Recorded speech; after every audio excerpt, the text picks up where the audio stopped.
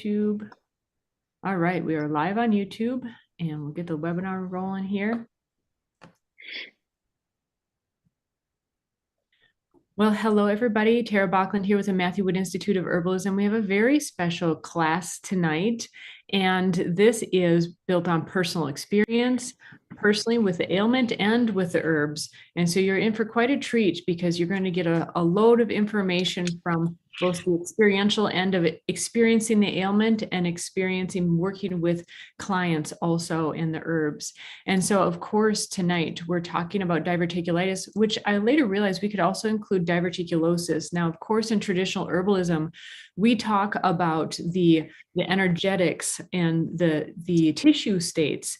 I'm only using those diagnostic terms so people can reference what we're understanding. In the class tonight, Matt and Phyllis in particular will be talking about the tissue states of what is being referenced here and how we can relate to that in traditional herbalism. And then, of course, the health and restoration of these conditions in natural terms. Now, we have experience through herbalism, and also Jon will be sharing his personal experience and other new methods that he found in his experience, which was a life-threatening condition, a life-threatening experience. And I'm his wife, so I can attest it was quite traumatic. He's not a liar. He's not a liar. He can tell a good tale, but this was not one of them. So along with that, during this month, well, the November and December, as we know, in this season is the season of thanks and giving. And I want to let you know at the Matthew Wood Institute of Herbalism, that is what we are focusing on, thanks and giving to you. We are so grateful. This would not exist, of course, without Matthew Wood, but also equally without your desire to learn. And so make sure to visit the Matthew Wood Institute of Herbalism, which not only do we have wonderful classes going on for sale, but we have a lot of thanks and giving going on with and for you. And so, of course, tonight's class, so if you want to watch the recording right away, we are going to have this up through the end of the year. So definitely recommend this to your friends. You're going to hear about signs and symptoms that maybe you'll be thinking of a friend or a family member and think, wow, they really need to watch and listen to this. Feel free to guide them to the Matthew Wood Institute of Herbalism. We'll have this up through the end of the year so that they can watch, enjoy, and learn as well. We also have a whole bunch of extra additional free resources like the Materia Medica cards. These are, if you love, which I'm sure if you're here, you do, Matthew's books, the Earthwise Herbal series in particular, these are the latest updates to his work. So these are the year one Materia Medica cards. They list a whole bunch of information, including the tissue states, the how to ID the plant, the tissue states, the energetics, the organ affinities, what they're used for. Really, just a really complete flashcard. They're so complete. We had to print them when we got the print versions recently, and they're on 5x7 cards. They are so full of wonderful information, but you can download them for free here at the Matthew Wood Institute of Herbalism. They're absolutely beautiful. They're so beautiful. You actually have to download them in multiple files because they're so well put together. The design, we didn't want to make it cheap in any way, so you can download the full size, beautiful files for yourself. And we will occasionally also have the actual print versions available for sale. So stay tuned. If you download these, we'll let you know when they are for sale as well. During this time, we're also featuring some of the animal spirit medicine, and you can download the graphics for free as well. They're beautiful graphics on what are some key features of the animal spirit medicine. And then also recently, Matt and Phyllis also discussed POTS and other cardiovascular issues, which is absolutely fascinating, and another one that we'll have available here through the end of the year. And so you can just watch that for free here as well. And then monthly, we offer the doctrine of signatures. It is the signs, the symbols, the environment. What are the indications that the plants give us and what they are used for?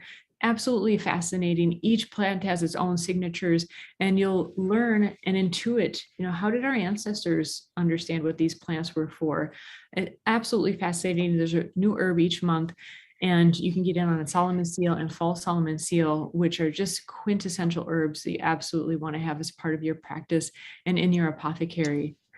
So visit the Matthew Wood Institute of Herbalism for for those goodies. And then I also want to guide you oh, it's going to let me do this. Oh, we're going to do this. Oh, it froze me. There we go. That's why. American Institute of Naturopathy, Phyllis D. Light has her own education site based in naturopathy. And you can catch our next class, Kitchen Spices as Remedies, just items. The last class was kitchen spices as remedies, and the next class will be a continuation on that. What are other items you have in your kitchen that are very medicinal? So in your very own kitchen, you can have quite an apothecary. This is part of our monthly class series. Highly recommend that you check this out, especially for those of you who want to expand your practices beyond the herbs. You will learn a ton at Phyllis's school here. So definitely explore what's going on here and stay tuned to the new year. We have lots in store for you to learn beyond the herbs, and it's absolutely complementary to what you learn at the Matthew Wood Institute of Herbalism. Great for your class-wise understanding of food label, important. We know it's important, but they keep changing and it can seem so mysterious. What is on these labels? Why are they so important? But then something changes and it's like, what just happened? What does sugars added mean? Didn't it used to have total sugars? What does that mean? And it can help you decipher what is important to pay attention to on those food labels. So again, stay tuned. There's a lot more coming with the American Institute of Naturopathy and so many subjects that you can study there as well. So again, for those of you who want to watch the recording of this, who are joining, or maybe you're watching this on YouTube, you're wondering, how do I join this live? Because we are going to be taking questions later. Go ahead and go to the Matthew Wood Institute of Herbalism and you can register here. And this is also where you'll be able to view the recording. And Alberto, if you'll just make sure that after class here, that this is converted over to our share link is converted over in our webinar software. That would be wonderful. So tonight we're going to start off with some stories of personal experience because, I think we want to go to an experienced herbalist, which we absolutely have between Matthew and Phyllis here, over 75 years of combined experience as herbalists. But when we hear that people have experienced it themselves, it's like that extra notch of, wow, that is really believable. And so not only are we going to hear from personal experience from Jon, but also Phyllis and Matthew in the clinical realm as well. So a number of you have already chatted, have chimed in the chat where you're from, and is wonderful to hear where you're from. Many of you have got the routine down. Love to hear where you're from. I see Minnesota. We have Seabeck, Washington, Texas, Canada, Florida, Saskatchewan, Canada, literally from all over the place. That's not necessarily Canada. Hawaii. And yes, Amanda says, awesome. Love hearing people's experiences with remedies. That's definitely what we'll be getting. Leiko says, Yarrow is amazing. Yes. When you have questions come up, Leiko says, mahalo for sharing. Amber, yes, definitely. And when you have questions for anyone on the panel here, go ahead and put that in the Q&A so that when we take a break for questions, we can address them there and they won't get lost in the chat is the hope. So welcome everybody. So good to see you literally from all over the place, and good to see you here, and let's get rolling. I don't think we decided who was going to start this one off, did we? I'll start because I don't have a lot to say. So we're talking about diverticulosis and then diverticulitis, which evolves from there, and then a perforated bowel, which is kind of the third thing, because diverticulitis doesn't need to be perforated yet to be in bad shape.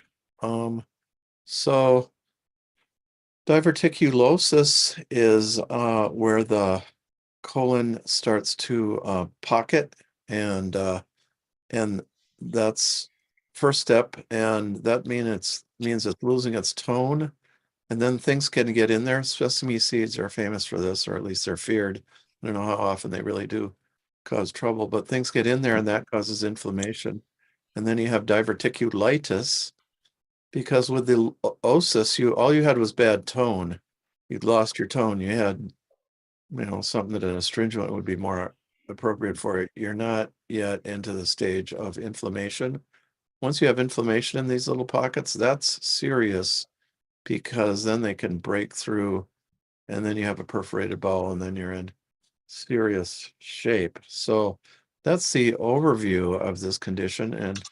And Phyllis has had experience with people who've had the operations too. So Phyllis, why don't you take over? You can describe these in Okay. more detail, or also the sequelae for people that have had the surgery too. Okay. I want to add to what Matthew just said, that the most common spot for diverticulosis or litis is in the lower left colon, on the left side, on the lower left colon, where it kind of makes the turn to the rectum, right in that bend, and things get caught in that bend, as Matthew said, and then inflammation, and then the pockets develop, then infection can set in, because we need to keep things moving through that bend. And when they don't move, like a person is chronically constipated and things aren't moving, well, that's creating a favorable environment for colon inflammation or diverticulitis, at the more extreme. It can happen also on the right side. It can happen where kind of where the small intestines meets the large colon, right past that junction is another band that goes upward. And it can happen there, but it's not the most common point.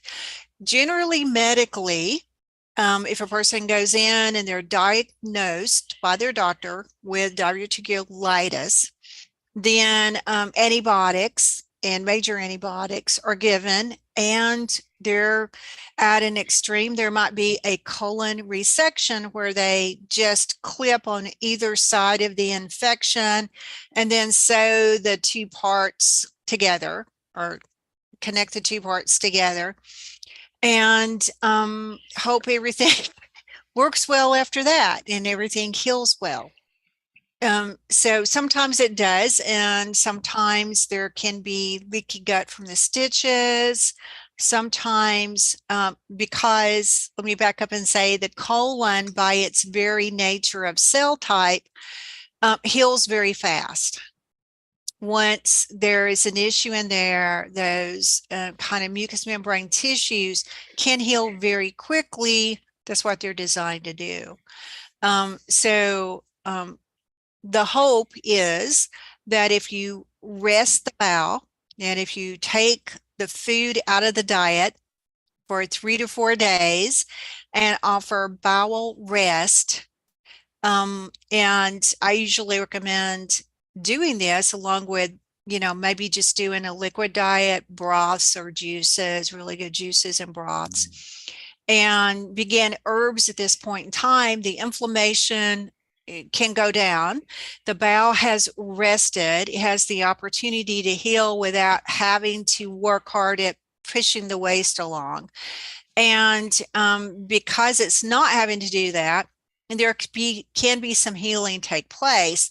So that's generally my first recommendation, is rest the bowel, go on a liquid diet for about 3 to 4 days. And, of course, if a person's working with their doctor, they can always check with the doctor, but this is, pretty standard across the board to this bowel rest. But herbs can also be done at this time. You can include, whatever herbs you're doing at this point along the way. So bowel rest, really, really important. I've actually had clients tell me that after about 4 days of a liquid diet, they actually passed green clumps of mucus. As the body is just eliminating the infection because it had the opportunity to take a break. So I fully support the liquid diet, not continuing to eat while you have this. right.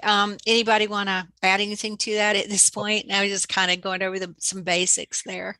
And of course, anytime you see green mucus, that's bacteria. So Yes. that's why they have antibiotics. That would suggest to me that elecampane would sometimes be beneficial. I have recommended elecampane. I have recommended mullein also to help reduce inflammation in that part of the bowel. So the mucous membrane tissues in the lungs, the mucous membrane tissues in the colon, or the bladder are very similar. They're mucous membrane tissues. And so one of the things I found with working with digestion over the years is I no longer label herbs strictly, oh, this is good for the gut or this is good for the lungs. I now go, tissue type. This is good for mucous membrane tissues, regardless of where the mucous membrane tissues are. Yeah. Yeah, it's a stimulating, and elecampane has a stimulating effect on the on the immune system too. And especially no, it wasn't Brent Davis, it was Dorothy Hall who said, well, I think it is Brent Davis and Dorothy Hall both saying that the immune system, the immune cells that are implanted in the colon or in the small intestine actually, especially respond really well to elecampane. Also, the immune cells in here, we mostly just use it as a lung remedy for anytime there's green mucus, I always say. But that's true wherever the green mucus will occur in the body. And I remember one of the students coming to one of my weekend workshops back in the old days, about 20 years ago, and saying, so she had a friend who had pierced her belly button and it got infected and the mucus was green. And so she used elecampane and boom, that took care of it. So that's worth knowing because it's, that's bacteria. That's where they want to give antibiotics. But when you give antibiotics, you don't really strengthen the resistance. You don't strengthen the membrane. You don't strengthen the immune system. It is possible that you're just ridding the body of something temporary that you really need the antibiotic for, but you're not usually strengthening the body at all because it's just you're killing it when the body couldn't, which means that a germ may come back and boom. So yeah. Right. And also things like aloe vera and marshmallow and slippery elm can be helpful to reduce the inflammation, but at the same time, I do get concerned of them potentially trapping bacteria in that area. I am more prone to recommend those herbs when things need to move, like in the losis form or after the crisis has passed and the infection is either gone or under control, but healing still needs to take place and the membranes are very tender. Those are really good to just help things move along so they don't get trapped in that bend, right? Right. So they're in there, but not in the crisis. Yeah, also so those mucilages will feed the SIBO and things like that. So these aren't universal intestine remedies. These are or colon remedies. They're specific. So yeah, I can't imagine giving. I've known of people who get not that I gave it, but that got bad effects from marshmallow or slippery elm because they just feed those negative bacteria in the upper part of the colon. So yeah, they are prebiotics. They have prebiotic activity, which is interesting. But so does elecampane with its inulin content. As is chicory and dandelion. So it's more from my point of view, it's more the mucilaginous property that I want to limit in the crisis, but is super useful after the crisis is over. Yeah. Also, if they have if their gut biota is good, then those remedies are not going to be a problem. So, Right. but yeah, But that brings up a good point of, it's really useful to have to be taking a probiotic to maybe avoid ever having this situation. yeah, Yeah. right. Right. Right. You would think a good gut, but well, that's good. Okay. Butt and gut flora would uh, protect you against some of this inflammation and swelling of the colon, and also pocketing and all these things. So, and polyps is going to be the opposite, where the pocketing is outward. So, Yeah. so often we can't actually see in the colon, and we aren't the gifted doctors of the pre-60s who could palpate. Phyllis might be able to palpate. She apprenticed with chiropractors and people who could really palpate, those old timers, and tell what was going on just by the feel and stuff. So nowadays we're stuck relying on instruments more, and that doctors. So a lot of this, when it gets bad, you got to go see the doctor. But people would consider alternative solutions first, So, Right. And so if you have a fever, yeah. or a high fever, you're in extreme pain and can't really walk, kind of all bent over and don't want to walk, or you have a fever, this can get serious. So go see your doctor, right? Yeah, the other thing is passage of blood in the stool, always serious, except maybe if it's a bleeding hemorrhoid. So when blood is red in the stool, or on the tissue, that's right at the end, and it's less serious. It still might be serious, but it's more bleeding hemorrhoids, or tear from the tissue, or the big piece of poop or something. But when the deeper it gets in, the blacker it will get. And so when there's a lot of black in the colon, that's serious. And that might even be, and then there's occult bleeding when the blood is invisible. So all those things need to be, that's also, again, it's often a doctor is needed here to get a good, and sometimes the doctor can't figure out what's going on for a while too. So Yes. People are asking also about probiotics, and one of the things I've learned about probiotics, because I've always been kind of a health nut, a nutrition nut, supplements, all those kinds of things. I can tell, because our mouth is the beginning up here, and the end is down there, and we're hollow through the middle, right? I So don't think- if I've taken too much probiotics, or kefir, or different things like that, I end up I can tell on my lip. I get like, maybe it's like a tiny little, oh, yeah, little crack or something. oh, It's really small, but it hurts really bad. And then uh-huh. I go, oh, geez, it took me probably a year and a half to figure out what it was, but I was jamming a lot of probiotics, and I had too many. Mm. So, yeah. Oh, I've always wondered what that meant. So the lips are where we read the intestine, and that doesn't mean Oh, that we understand exactly totally. I would say you see the Scorpio with the bigger lower lip, or you see the kind of sticking out. Boy, is that reliable. You see that so much, and Scorpio rules the large intestine, so they have a more pronounced large intestine. But you see, if it's darker, purpler even, or redder, dark red, purple, that's serious. Stuff going on in the lower lip generally is the lower intestine, and the upper lip, I don't read off it as much, but it's probably the small intestine. Higher up it needs. And stomach, I go like left, it can be left side more stomach, right side more small intestine. Yeah, interesting. and then you get That's these crazy. creaks. It's crazy that I figured that out on my own. I Yeah, was just like, yeah, why is my lip cracking? Because I never have those types of issues. Right. and then this even is felt to be related to the intestines too.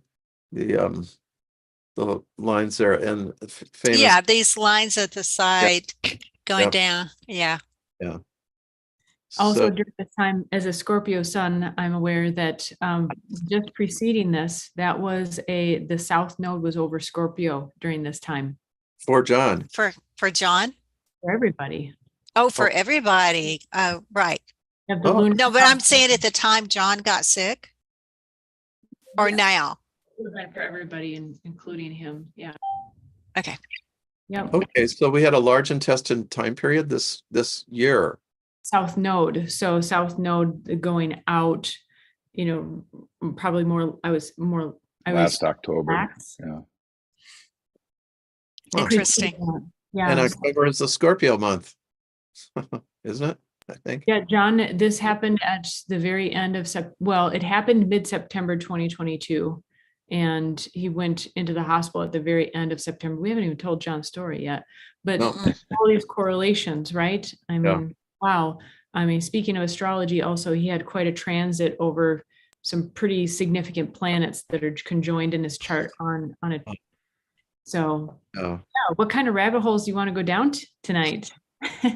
Well, gee, I mean, I think we've already done a class on the digestive system, I think. But I kind of feel like we didn't get that far into into the intestines and things as much. I guess I don't know if this is the place for it, but well, some of the things we are able to determine on our own are like rapid transit time in the intestines, slow transit time. If you we have people eat corn or something indigestible. If it comes out in the poop quickly within 8 hours, sooner than that, then that's rapid transit time. If it takes a long time to come out, then that's slower. And remedies, the rapid transit time, the intestine's hotter. And boy, I use yellow dock root so much for the hot colon. And I would imagine that would be good for some diverticulitis. It is good for bleeding hemorrhoids, so it gets all the way from the top to the bottom because it's good for excessive appetite, because it's good for overactivity. Yeah. Maybe we should put some more time, and then if things are slow, it's not only you don't want to get addicted to laxatives. You want to cure what the problem is, and could have a more slow, sluggish colon that's just not responding as well. You might and actually yellow dock root is mildly laxative too. It works that direction as well. And small amounts of Cascara sagrada or something like that, rather than large ones, or senna or something like that. But I like aloe for that. Yeah. Okay. If I think there might be some diverticulosis, I think aloe is kind of soothing and anti-inflammatory, and kind of helps move stuff along. Yeah. If somebody is constipated. Yeah, I was drinking a light aloe juice during this time too. But you have to have that yellow part of the aloe in there to really purge. I wasn't trying to purge. I was trying to moisturize. Yeah. You would not have been trying to purge, but sometimes. Right. So what else? Have you learned anything more about probiotics and about the community of down there? That's actually from Too Much. That's interesting to get problem in there. And then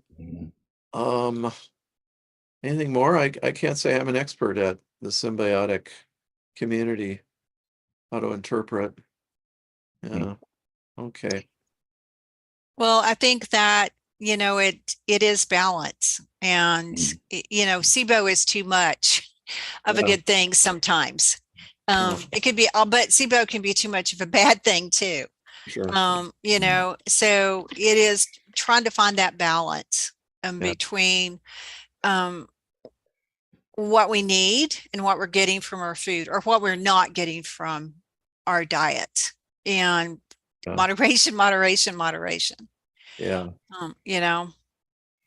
I don't think I always fall back on traditional foodways when we're talking about foods, so who eats a lot of fermented foods? A lot of cultures do. parts of some Chinese culture, Japanese culture, Korean culture. They have some fermented, like kimchi, for example. And then out of the Middle East, what do we have? In the Middle East, we came out with yogurt, right? And then on the Russian steppes, now we have kefir. But and on and on, and and then fermented cabbage, like out of Germany and that part of Europe.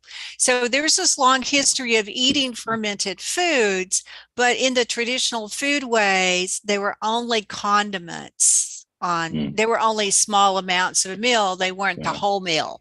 So it's only in America where you hear something's good and then somebody turns it into a diet. Right. So when you eat a whole bowl of yogurt like twice a day because, hey, now this is good. Yeah. It's like maybe not good. Maybe it's too much of a good thing. Right. So we have to find that balance. That happened to me with coconut water when it came out. I have never had any health problems. And one winter I just kind of got addicted to coconut water, and I was drinking it every day. Well, we know that coconut cools your body, right? Yeah, it's cool. And I ended up getting like a bunch of warts on my feet, and my body cooled down so much. The plantar's warts showed up and were able to thrive. And then I figured out, because I don't remember where we were. Maybe it was a class with Matthew, and he's like, "Oh yeah, coconut is very cooling," and how Matt does, Ta-da! so cooling, you're gonna get. And I'm like, "Oh my gosh, I cooled my body down." I stopped taking it, and within like, I don't know, 45 days, they were all gone. Oh, yeah, that's awesome. Yeah, that, by the way, when you're making oils, that is the cooling oil. Like if you have if you want something heating, well, peanut oil is about as hot as it gets, without having peppers or something. And then olive oil is on the warm. Almost all the oils are warming, but coconut oil seems to be kind of cooling. So that's how you can use it as a cooling agent when you put something in it to cool like that. So for external use. Well, we have to think about Sally Fallon's, traditional eating remedies or recipes, and if you're eating a coconut in Minnesota in the winter, coconuts don't grow in Minnesota. It's a tropical fruit to keep people in the heat cool. Right. Yeah, something that strikes me too, plantar's warts, they're not completely dissimilar to diverticulum. So I don't know, maybe cooling a diet could bring that on too, possibly, so. And cooling a diet you can have in the summertime instead of the wintertime. You're going to tend to eat hotter stuff, and in the summertime you might be hot, but you might be drinking and eating a really cooling diet. And you think cooling kind of makes you stiffer, right? You kind of yeah, tense, so tighter.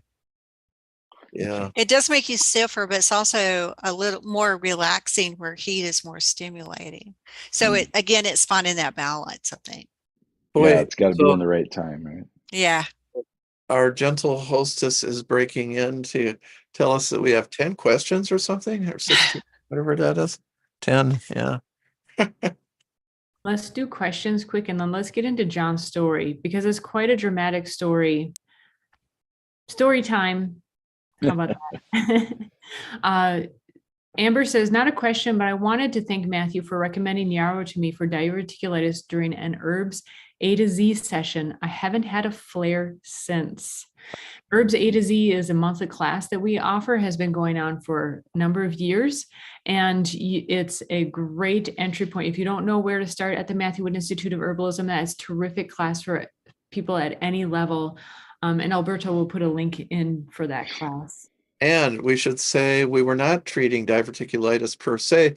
We were using a astringent that prevents and stops bleeding, and it's actually normalizing to hot and cold, I would say, yarrow.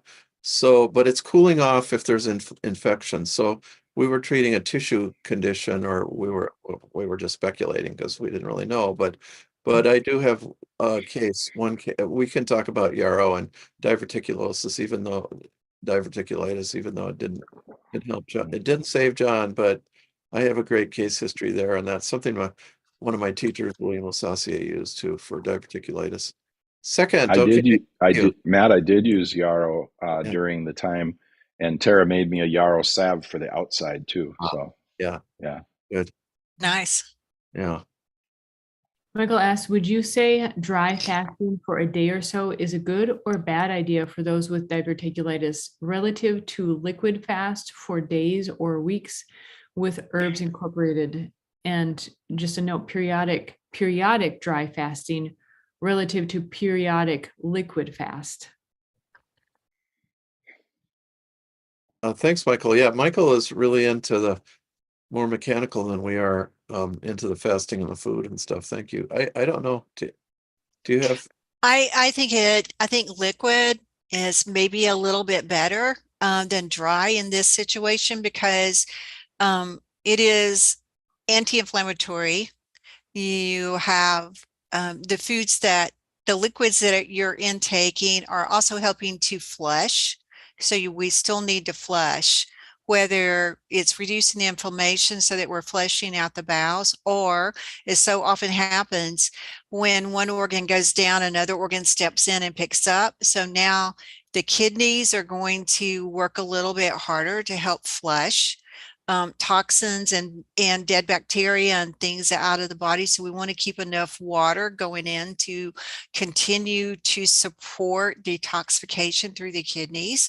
So I prefer liquids for about 4 days, and then moving into really soft foods after the 4 days. Nothing hard, no seeds, no nuts, no whole grains, everything soft and mushy. Mashed potatoes, butternut squash, white rice, boiled meats if you're a meat eater, so everything is very soft. We still want to take up the load off in the large colon as much as we can, but we also don't want to miss any of the nutrition that supports our body in the healing process. So we have to keep some nutrition going in. And then after about 4 or 5 days of really soft food, you begin to add in other foods. But I do think that a good 3 weeks of very, very soft foods before you add anything else in is super, super helpful for the healing of the large colon or even the small intestines. But it needs to be as nutrient dense as possible. Yeah, you still need all that good, you still need the nutrition. I'm sorry. and I want to thank Michael for asking questions like this. And anytime when he knows the answer, if he has an idea too, feel free to throw that in the chat or whatnot too, because this is not our most, this is not, this actually does fit your naturopathy. This is not techniques that we use all the time. And what's really great about this type of medicine, this is really nature cure, the most simple kind of medicine of all. That's what Gandhi practiced. Like, what could a villager in a remote, impoverished village in India use even today? Mud packs, feet in hot water, cold water. Maybe I don't know about cold water. Hot or cold. Castor oil. Yeah, people in remote villages, I think they probably had a hard time getting cold things, but sometimes you can dig up dirt and stuff cooler. So he really worked with that. That's called nature cure, which is the simplest kind of medicine of all. And that works with the diet, with just mechanical, simple devices like this. So I'm really glad you're asking these questions, but we're not the experts, and I'm certainly not. Phyllis knows more about it than I do. So yeah, thanks. Okay, next question.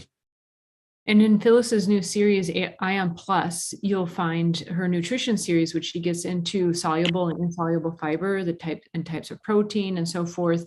And that's extremely helpful. Within a year of Jon having his experience, I had a friend also who was diagnosed with ulcers in her large intestines, and she was looking for diet changes and so forth.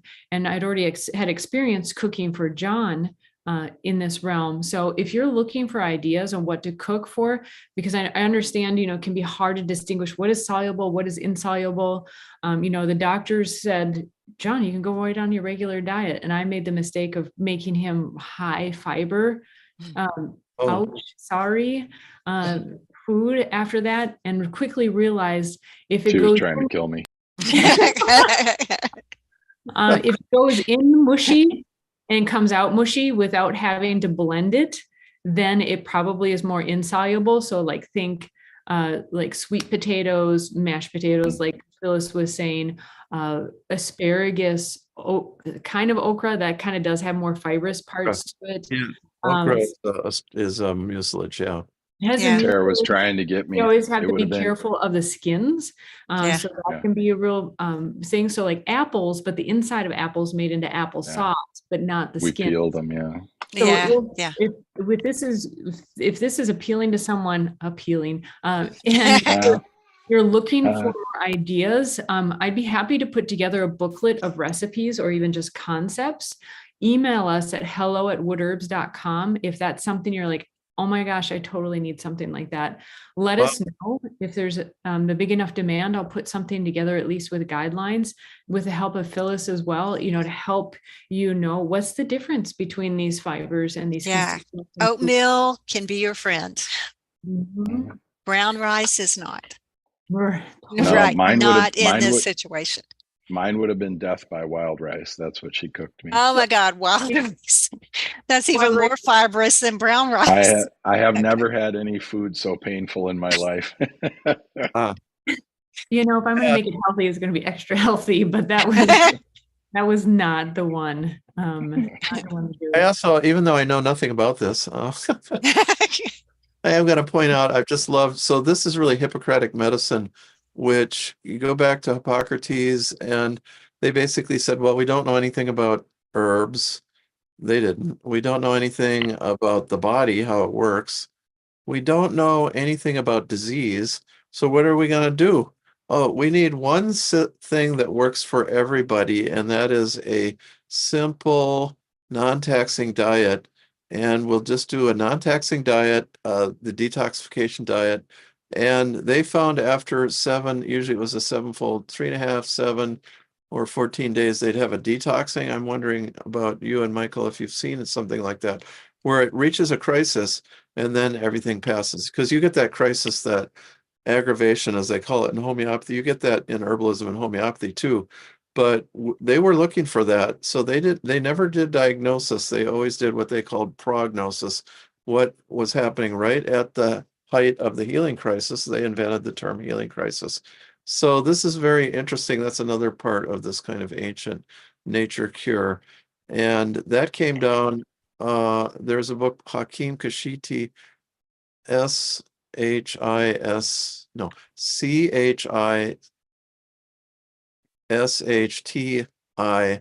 the traditional healer. I mentioned this before, where he gives 40 or 50 case histories where he used this method. That's published about 1990. So Hakim Kashiti. Okay, next question, I guess. Let's do it, Tara. Let's do a cookbook. That sounds great. Yeah, we're getting more and more requests. How about we do a few more questions, because we're also getting requests for Jon's story. So a few more questions on Jon's story. Sound good? All right. And by the way, this is personal experience that people are sharing. We're not diagnosing, treating, curing. This is what people have used. This is what people are testing has worked for them. So June is asking, would usnea be helpful as elecampane and mullein? I would think so. I don't know. Yeah. It's not one I'm really experienced with, but it certainly makes sense. It does. And similar along those notes, we're actually not promoting any brands. We're not affiliated with any brands. So, but we'll address this question. Which probiotic brand would you recommend? Can't do that. Well, I Sorry. think the major difference is between ones that have to be refrigerated and ones that don't.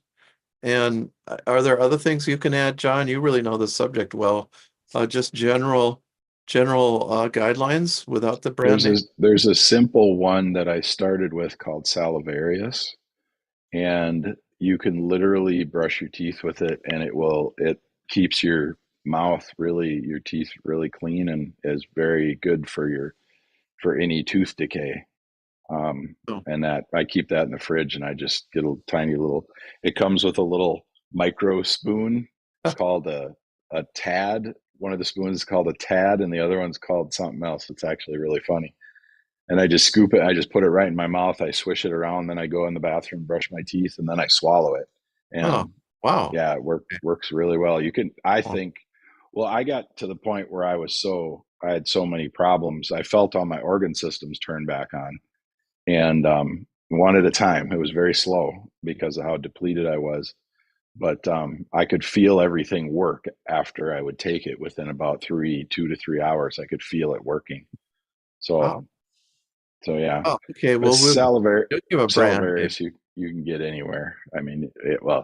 Salivarius is the strain, is not the brand, correct? Oh, okay.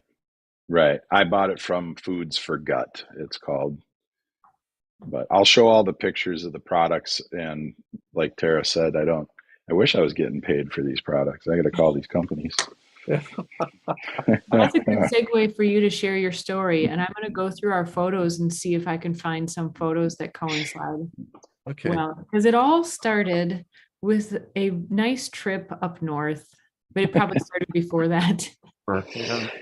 Yeah, for a couple of years, I was feeling bloated after I was eating and stuff like that, and I just thought, I'm 52, 53 years old, and I just thought, well, this is what happens with age, right? I'm waiting to get my 50-year-old muscles. You see all the guys at 50 go on TRT and they're all bulked up, and so I'm kind of waiting for my muscles to show up here, but what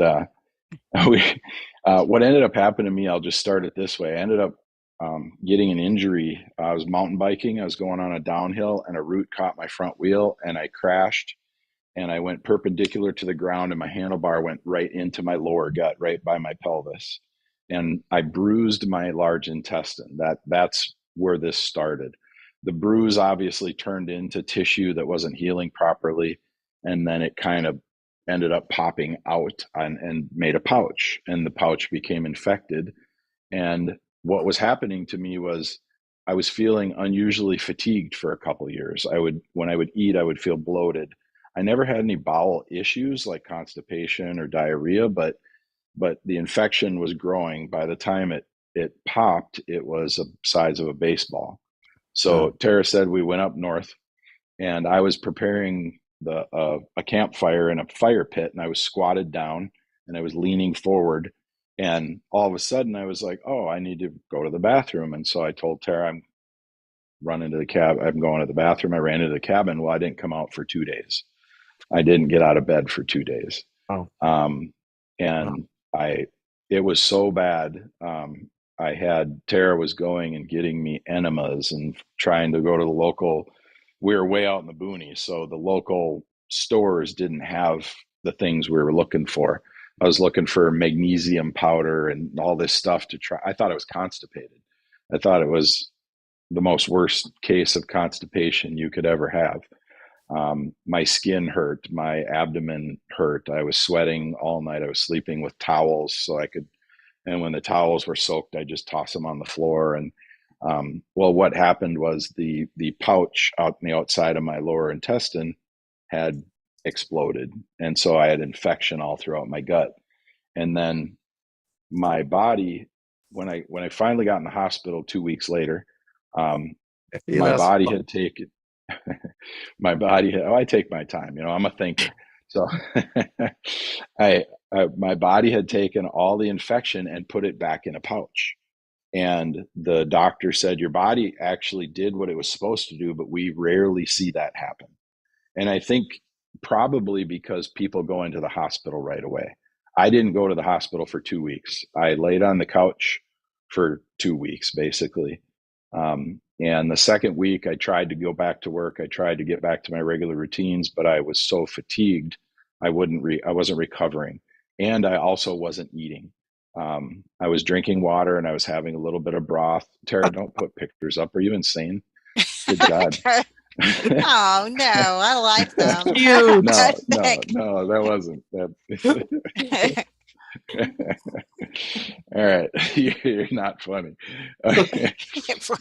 So what happened was, over the course of time, the reason I don't want her to put any pictures up, I lost 42 pounds, and I wasn't fat. I was probably 20 pounds overweight, which is, I'm 6 feet tall, and I probably could have lost 20 pounds relatively easily. But I couldn't. That was another thing, you guys.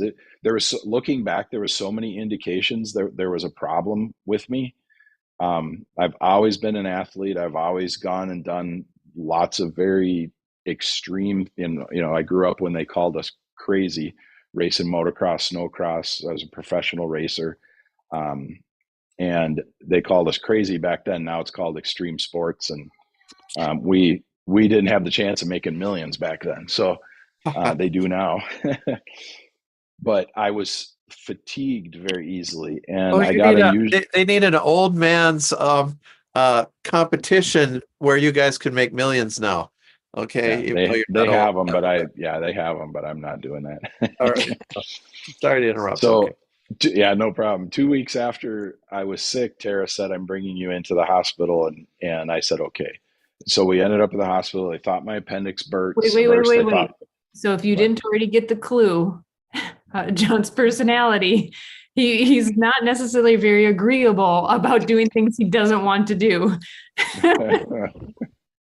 He's not a hospital hanger-oner.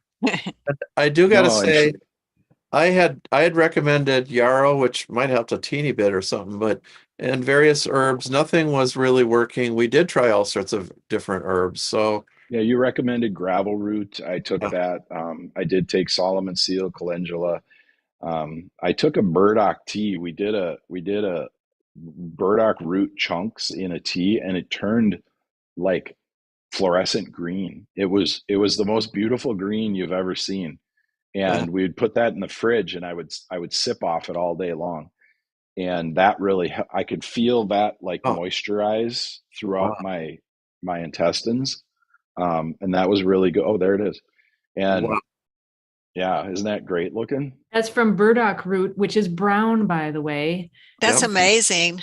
I've heard of this happening every once in a while. We don't know why it happens, but our other herbalists have reported it.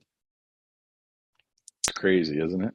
Well, what I'm hearing is, even though maybe the herbs didn't get rid of the diverticulitis, it certainly, I think, helped your body bring all the infection to one spot. It was pulling it all into that one spot instead of it being all out in your abdominal cavity. So it helped your body do its job that the doctor hardly ever sees.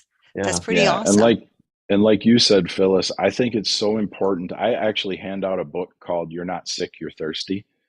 And I think most illnesses are due to dehydration and the body not being able to flush and get rid of toxins and that type of thing. People's, migraines from a dehydrated brain and that type of stuff. Because once you're dehydrated, it's 30 days before you get rehydrated, no matter how much you're drinking, because your body will continually flush and keep kind of a homeostasis of the correct amount of water. So I think most people never actually get fully hydrated, because most people drink when they're thirsty. And that is the absolute emergency point where your body is screaming at you saying you have to drink something. Right. And most people then reach for a coffee with sugar and sweeteners and caffeine, which is a diuretic, or they grab a pop or a juice or something, and they're not drinking good, clean, filtered water that, is fortified with minerals and that type of thing.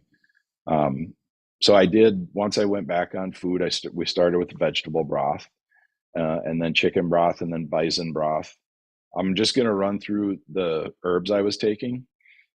Yarrow, I used yarrow salve on the outside because we knew that there was a fistula in my intestine, Yeah, which is a maybe you could hole. do, the doctors diagnosed it. Why don't you do that? And Yeah, we went in the hospital. They thought my appendix burst. Once they did a scan, they did a CT, and they found the pocket, the baseball-sized pocket of infection. And they said, okay, you have a problem, and you're down by your colon, by your lower bowel. And so we're going to ambulance you up to Minneapolis because we're out in Hutchinson, which is an hour away. And I said, no, we drove in. I'm driving up because I don't have insurance. And so I was like, I'm not paying for a hospital ride or an ambulance ride. yeah, So we drove up. I stayed for 2 nights. I basically told them I want to leave because they put in a small tube to drain any infection that was left. They went in and they extracted the infection, which was green, Matt, like you talked about. There was a lot. And they said this was very easy because your body had sequestered it again. They put a little tube in there just in case my intestine was leaking. And then I would go in each week and they would put in some dye under x-ray and they would watch to see if the dye went into my intestine. And for 4 months, right, Tara, 4 months? Roughly 4 or 5 months. From October 1st to like mid-March is when you So remove. for that amount of time, it was leaking into my intestines. Huh? it's more than 6 months. Yeah, it was still leaking into my intestine. So there was a hole that entire time, and the whole time they were telling us they're telling me to get the resection, right? To get the area of the intestine snipped out and then re-sewn back together. And I'm very against any type of intervention with doctors. Yeah. If you got a broken foot, put a cast on it. If something is like I had that infection, be a mechanic and extract it. That's great. But I wanted to heal naturally. And they said, we've never seen anybody heal from a hole in their intestine. Not of this size. It was larger than normal or whatever normal is. But I think it's because they don't let people heal long enough. They don't give them time. And then people aren't disciplined enough to stay on a diet like Phyllis is talking about. And I'll tell you what, there is no food in the world that's good enough to keep me that sick. I mean, there's no way, So I got the tube put in that was in there for 6 months. Then they were noticing the hole was getting smaller. The fluid was leaking slower into the intestine. And then they found that they couldn't suck it back out because they'd put a syringe on and squirt it in, and then they'd try and suck it out to see if, obviously, the mucous membrane on the inside heals faster than the tissue on the outside. So when they could see it seep in, but they could not get it out, they were like, okay, there's massive healing going on here because it's a one-way hole now. My body was not letting anything leak out anymore, which I was feeling really good. I was feeling strong again. I was feeling a lot better. And they I was actually on adjusted your tube as well. They would pulled it out further. Yeah. So that the nozzle wouldn't be irritating that Yeah, point. because I felt after I was at a certain point, I felt the tip of the tube touching my intestine, touching the hole, and I felt that it was keeping it open. And so I asked them to pull it back a bit. And then you have to pull it out like an inch every 4 days because you got to let the line where the tube is, you got to let that heal because your body forms around the tube. And if you just pulled it out, you'd have a hole directly outside to the outside skin. And that may not heal if improper fluids get in there. Oh. So that's where the BPC 157 comes in.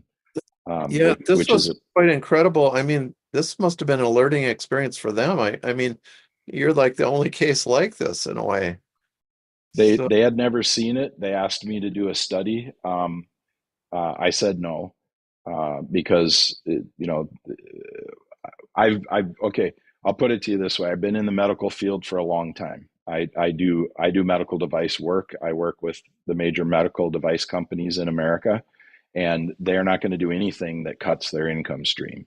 So this was something you could heal natural. I needed the tube. I needed that Yeah. interventional radiologist to do the tube. He was a fabulous guy. There was Yeah. like 3 doctors that were good and 4 or 5 that were Horrible. on the model of modern medicine, right? They're on the money making model. They wanted more operations, more drugs, more. They really pushed hard. I was on really high antibiotics when I came home, and I went off them within a week because they were killing me. I was so weak, and I was on Cipro. And if you look up Cipro kills a lot of people every year. And the people that are on Cipro are in a very compromised state. So it's almost like chemotherapy, Cipro. It's so drastic on the body. I called my nurse and I said, every time I take this antibiotic, I feel like I'm dying. I feel like it's killing me. She goes, I know. And that's all she said. And I was like, I need to stop taking it. She goes, well, I can't advise that, but you do what you feel. And I did. I stopped taking it and I felt better immediately. And then I was taking Oregon grape, neem, black garlic, and micro defense, which is another product with good bacteria for your gut, which kills bad bacteria and stuff like that. So I went on the really good antibacterial herbs like that. So black garlic is fermented garlic, I believe, right? Just to ascertain. Yeah. Okay. All right. Yeah.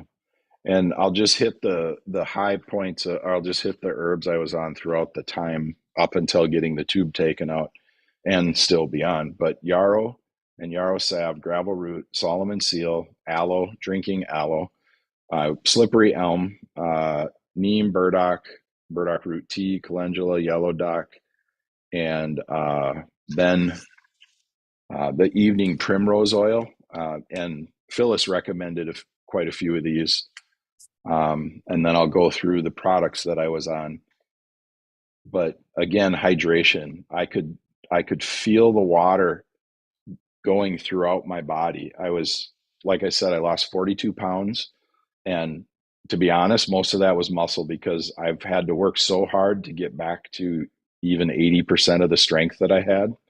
It was my body. Thankfully, I had extra muscle and fat on me because I needed that to survive,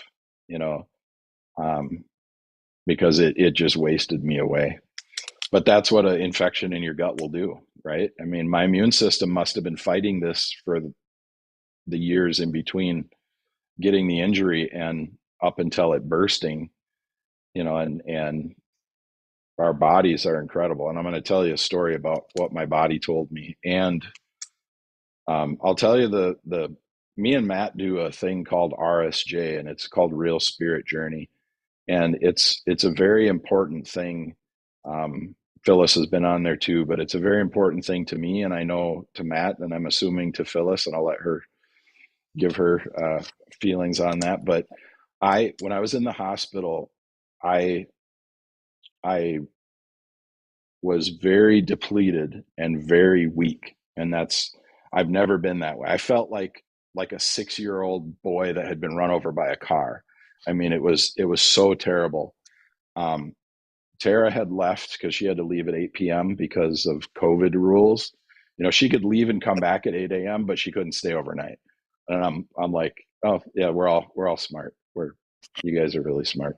So anyway, right. She could only give you COVID between 8 and 8. Yeah. Well, it's like sitting down in a restaurant. If you stand up, you could get COVID, So, so I said out loud, I reached out and I asked the Christ Consciousness Council, and I don't even know if it exists, but it just happened.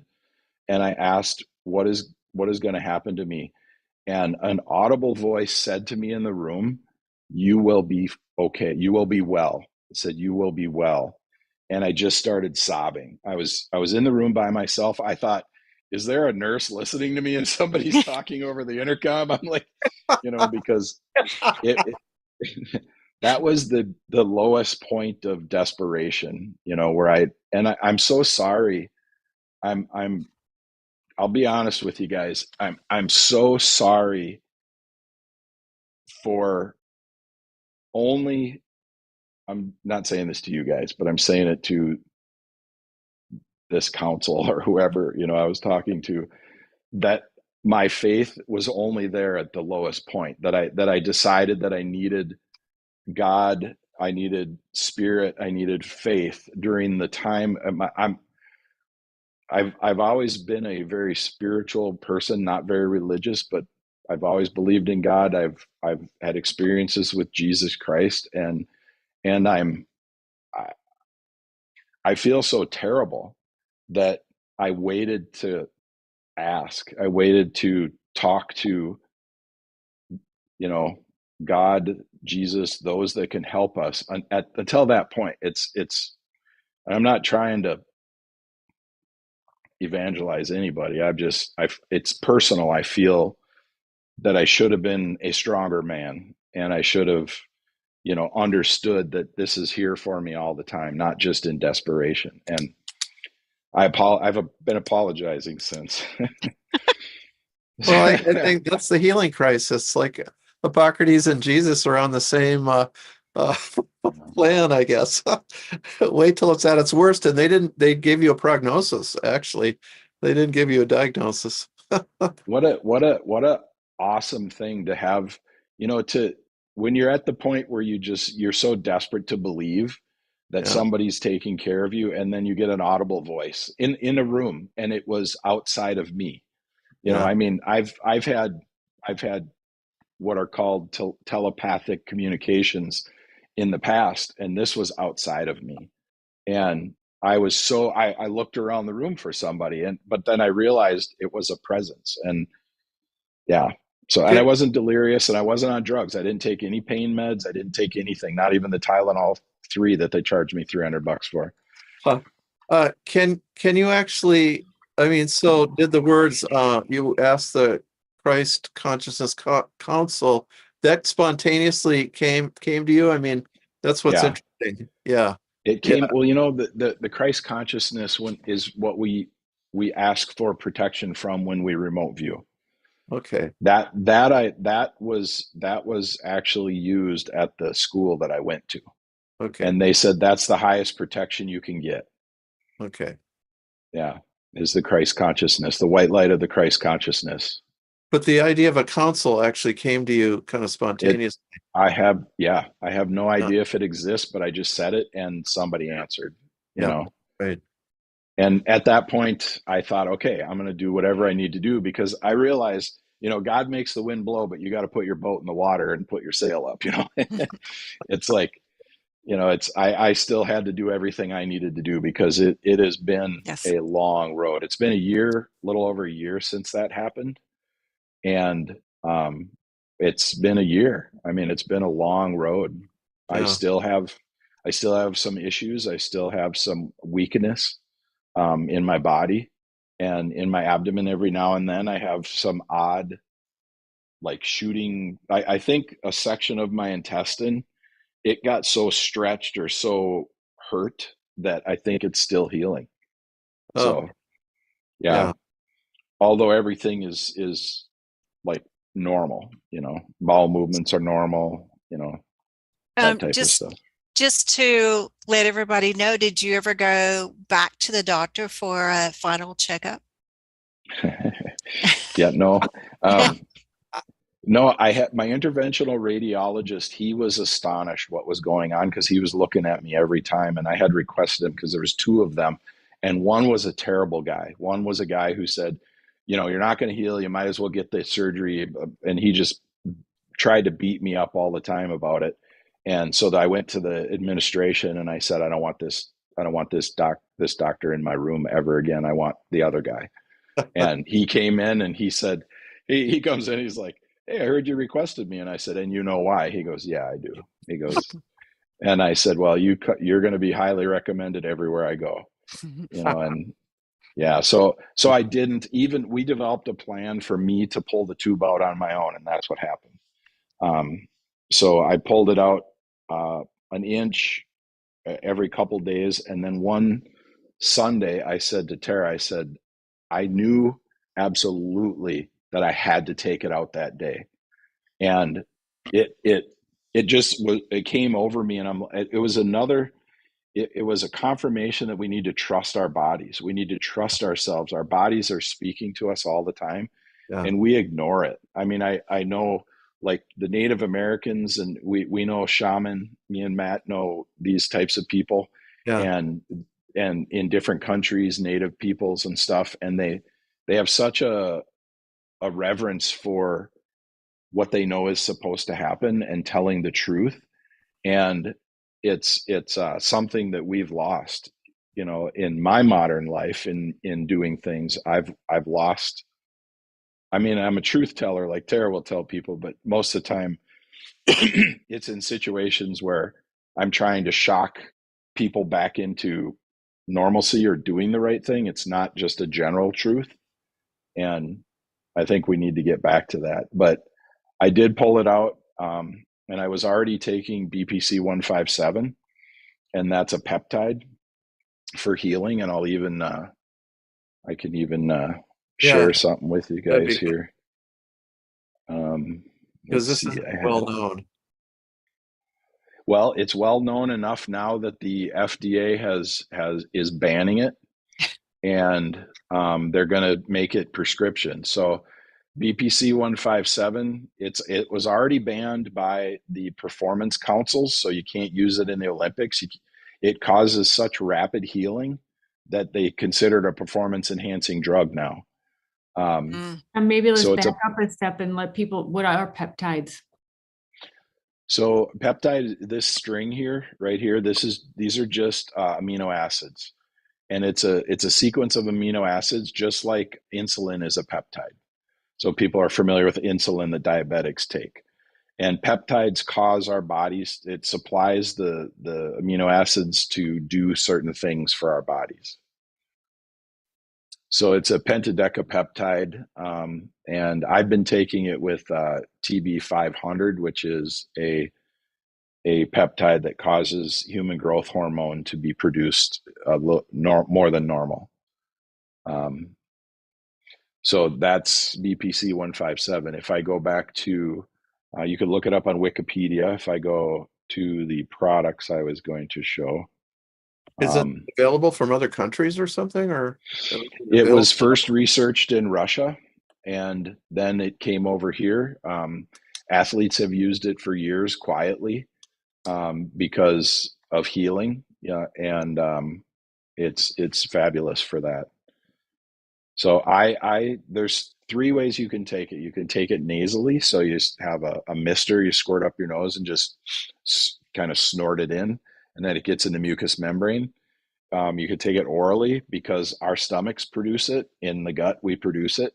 And so you could take it orally, the stomach acid won't break it down.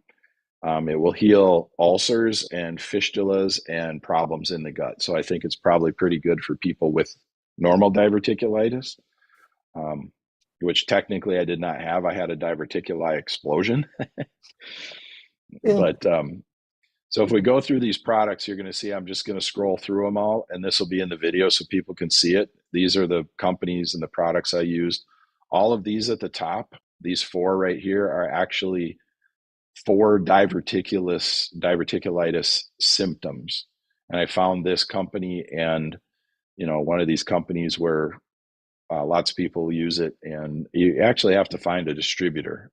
Connie Karsten's out here in Hutch was a distributor. So I did a lot of vitamin C, and I did ascorbate so that it's better for you.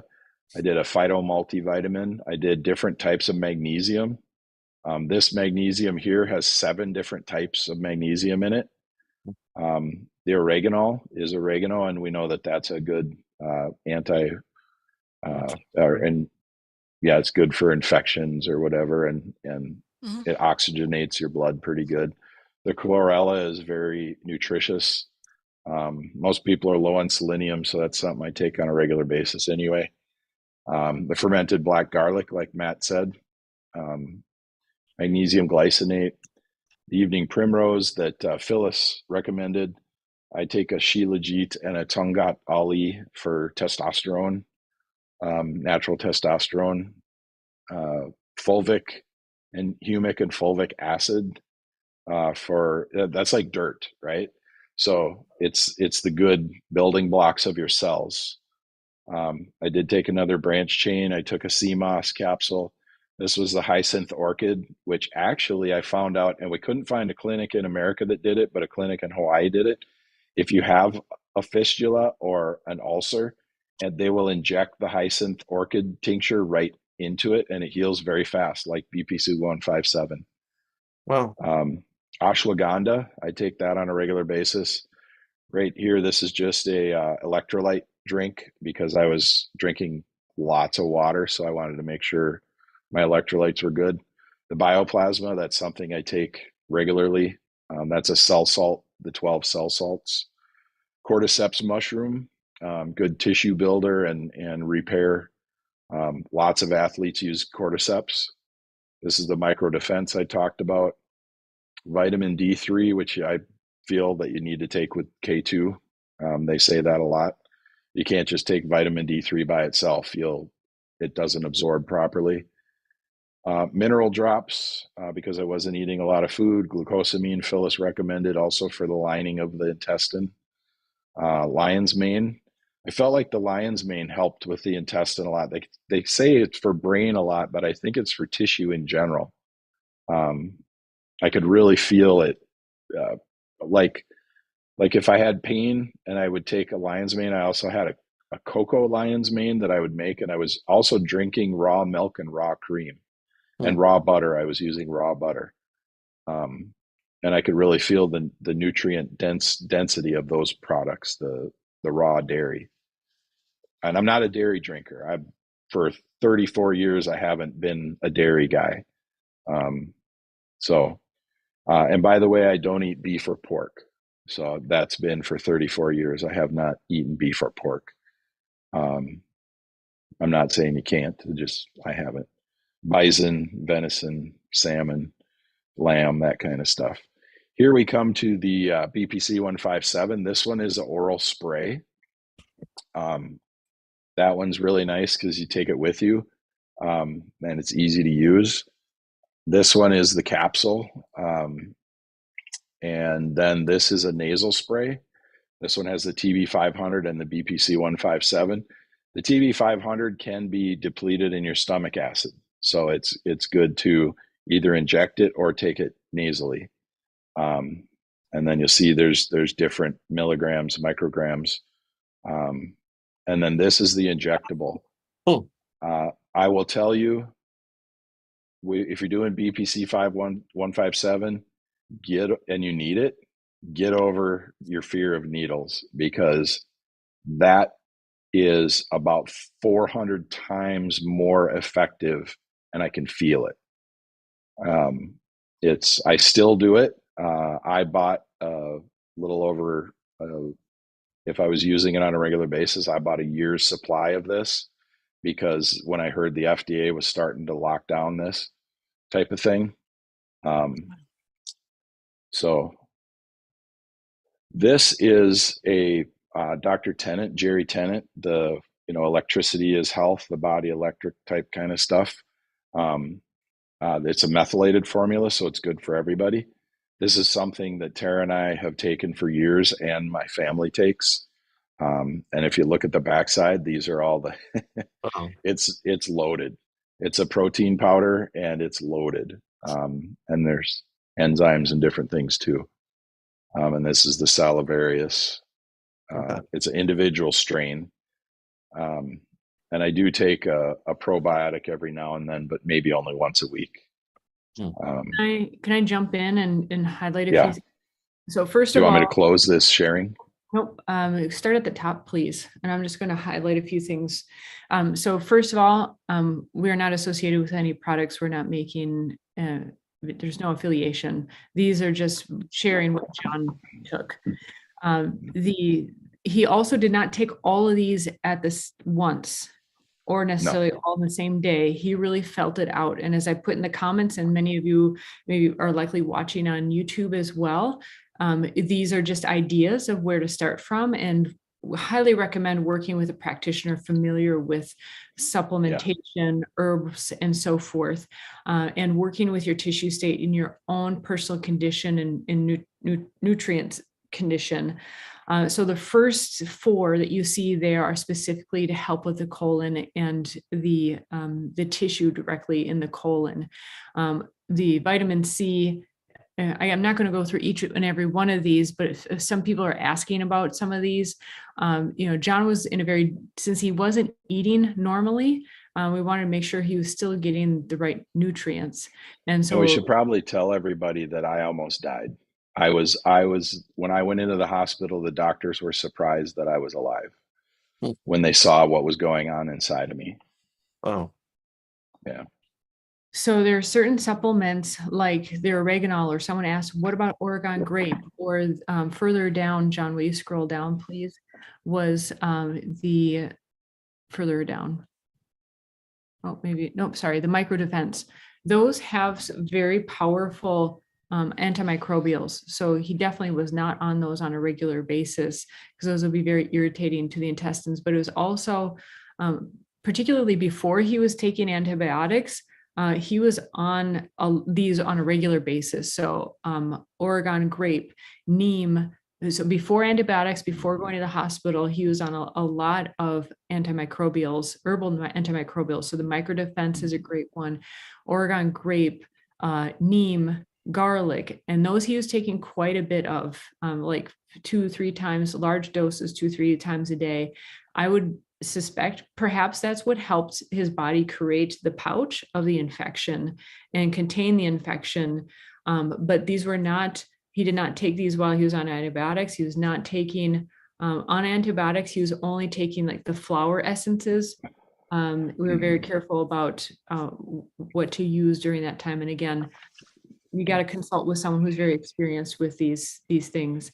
And Matt and Phyllis, I did take the Bach oak for tonality for the intestine. Oh, that's an astringent. Yeah. Yeah. Yep. There's much more we could say about a number of, any one of these.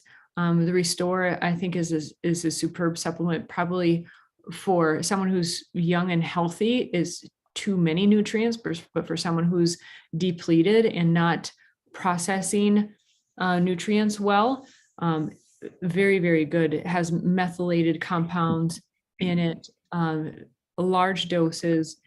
Like Jon said, the enzymes, it's just loaded, and you'll see it by the price also. But for someone who, like Jon, wasn't eating regularly and also needed something that has more soluble fiber in it as well, you'll notice if you take it for the first time, you'll notice a bowel movement coming. You'll want to stay at home until you have that bowel movement. They actually recommend half a dose for your first 2 or 3 days. Yeah. So also getting to the peptides, from what I understand about them, I think they're the modern, what is it? What is it? I always you know what they are. I've always known the term, but what is the term for the remedies that used to come in? It used to be very common where they would come from organs. Yeah. Pluriglandular therapy. Yeah, yeah. They're basically they're broken down in a lab. They are the amino acid components. They are smaller than a protein. They're a small chain of amino acids, but they're actually made from the tissues of animals. Sorry if you get called queasy about this, but you got to know where your stuff comes from. And I think it's just a broken down. So instead of your body, you eating a liver, for example, and your body breaking down the proteins and then taking those pieces, and that helps to reassemble in other parts of your body. This is my theory. Okay. This is not necessarily exactly what they say. But I just think it's a modern form of the pluriglandular therapy, because that's exactly what they're doing. They are taking the parts of a young animal and they are in the lab breaking them down into ways that are easy for them to very easily assimilate into our body. So it doesn't even depend on your digestion. It really just gets absorbed by your body. And then your body takes these amino acids and put them where they need to rebuild properly. Again, that's Tara's theory of what's going on. But if you look into it, pretty much looks like what's going on. So it's very interesting. And again, highly, highly recommend work with someone that understands a number of these components. This was a life-threatening situation, and it's not something to be taken lightly, because I think over time it can really wear on your body as well. Yeah, there's a lot of, I can see the suffering that some people are having and some of the questions. You know, I didn't eat for 2 weeks. June asked, what was I eating? What were my symptoms being treated for? Pain, bowels not moving. I did not, I did not eat. I had so much pain, I was afraid to eat. We didn't know what it was. I was drinking water and I would have a little bit of broth, but yeah, I didn't eat at all. And if the diet, Susan's asking about her diet and talking about the doctors just saying, wait until January and we'll do a colonoscopy. But when you're in this kind of pain and you're having bodily problems, it's hard to listen to your body because it hurts so bad, and you're afraid. And you know, like Phyllis said, you know, it's potatoes. When I started on solid foods, it was literally, I ate a lot of potatoes and and I loaded them up with butter, and I thought, okay, my raw butter with potatoes is going to help and heal. And, you know, realistically, the raw milk and stuff, that's what they used to use to heal people. You know, butter is so curative. And I see that, oh, Tara has been, or Alberto or somebody's been writing in there. And somebody else asked how many peptides I was taking. I'm not recommending this, but I was taking up to 10 times the daily amount that they recommend. They recommend about 200 to 500 micrograms a day, and I was way over that. And I was doing it nasally, orally, and I was injecting it. Wow. I was injecting it near the source of the problem. And when I pulled the tube out finally, I took that nasal spray and I literally sprayed the hole in my stomach where I pulled the tube out. And that afternoon it was closed. And I called my doctor and I said, I think I sent him a picture, and I said, the hole closed within, oh no, we did go in one more time. I said, the hole closed within, 2 hours. And he was like, what? He didn't even know what peptides were. And this is a cutting edge doctor that worked at the U of M. He works at Methodist, which Methodist is one of the better hospitals in the country. And he travels to other hospitals. So he's a cutting edge doctor. He didn't even know what peptides were. So yeah, I showed him what I was using, and he goes, whatever you're doing, keep doing it. So That's awesome. Yeah. And you're here. You know what? I'm so grateful I have people like you guys in my life. Tara took care of me. Matthew was there very quickly, and Phyllis, you were there for me every time I wanted to call. And I think I even cried with Phyllis. I was just like, yeah. I was a shell of myself, and my emotions were raw. One thing I learned from you after you recovered was the length of time it takes to rebuild muscles. You found that study where they paid students to not do anything for a month. Or can you describe college athletes, Matt? They took 30 college athletes at the top of their game. Yeah. They tested them before, and then they put them in bed for 30 days. And they had to stay there for 30 days. They had to eat, sleep, and defecate and everything in bed, right? They couldn't get up. And then they let them out of bed after 30 days. And it took these college athletes 6 months to get back to their normal strength, to where they were before 30 days of laying down. Yeah. I was down for 6 months, and I'm 54 years old. Yeah. This was one of the most important facts I thought I learned from this whole thing. And I tell people that who've become debilitated and are trying to rebuild, how long it's going to take. It's really Yeah. amazing. Well, Yeah. it's been a year now, and I can do 20 push-ups. It's 3-4 months ago, I couldn't even do 10 push-ups. And I'm a 34-year martial artist. I'm a former motocross, snowcross racer. I wasn't a bodybuilder per se, but I've been in the gym since I was 16 years old, you know, and thankfully I have muscle memory. Thankfully, my body remembers what it used to be, But Tara takes me up to the gym in Chanhassen at Lifetime. I hate it.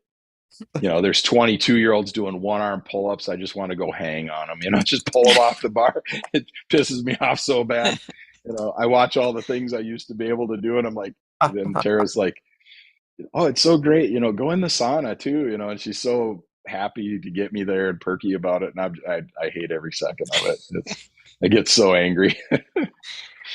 Uh, Oh man. well, thankfully you had her to help guide your recovery along the way and do Yeah. all the things that she did to Yeah, ensure that you're still absolutely. sitting there. Yeah. Right. That's what Pierce just said. Glad you're here and healed. Yeah. It changed. I'll tell you honestly, it's too bad that we have to have these types of things. We have to have drastic events or somebody dying in our life to change our lives. It changed my whole outlook on everything. And I think, Matt, you and Phyllis probably see that regularly in people that have these health crises, and they go, you know what, I'm gonna change this. I'm gonna do that. I'm gonna, and Yeah. it really did. It really made me see things differently. And I thought I was, you know, thought I was the tip of the spear with new ideas and doing things and being, on the forefront of stuff. And it's just totally different now. So I appreciate you guys. Yeah, all three of you. Thank you. We appreciate you. And yeah, I still am kind of hoping you do some programs on supplements and stuff with Phyllis or whatnot. So yeah. Yeah, Phyllis has a real good background. I've just been an experimenter. I did this is going to be a funny story after I had a bowel problem. Um, I ordered these rat tapeworms from Europe. And so, in the part of the theory of how people can't digest things nowadays is because of how clean things are and how bleached and how sterile and stuff. And they'd grind the grains back in the day, and there was rats running in the grains, and there's rat feces in the grains, and humans would get these little tapeworms, rat tapeworms in their gut, and they live about 4 days and they die. But they would cause the human body to be able to digest the grains better and extract more nutrition from them. It was like a conditioning, right? So there's this doctor in Europe that has experimented with this, and I ordered some freeze-dried tapeworms and popped. So, like I said, being on the cutting edge, I've been a supplementer my whole life, experimenting. That's why when I found the BPC 157, I'd never given myself a shot in my life, but I found myself right away going to Walgreens going, I need some needles. And they look at me and they're like, well, do you have a prescription? And I'm like, nope. And they go, well, what do you need? And I go, I don't know. And then I started telling the pharmacist, I said, I'm injecting peptides. And he goes, well, what's that? And I said, well, like insulin. He goes, oh, you need insulin needles? Okay, well, you probably need a prescription. I'm like, I can't buy any needles. And he's like, well, I can only sell you 10 at a time. He said, if you want a prescription. And I'm thinking, okay, I'll go get a prescription. Well, then I find out 10 needles is like $3. And I'm like, well, I'll just come in tomorrow and I'll come in the next day and I'll buy 10 and I'll come in the next day. I can do that, right? And he's like, yeah. And I'm like, this is so ridiculous. I'll go to the doctor, pay $200 for a prescription to buy a 38-cent needle. It's like, no, I'm not doing that. I understand the economics.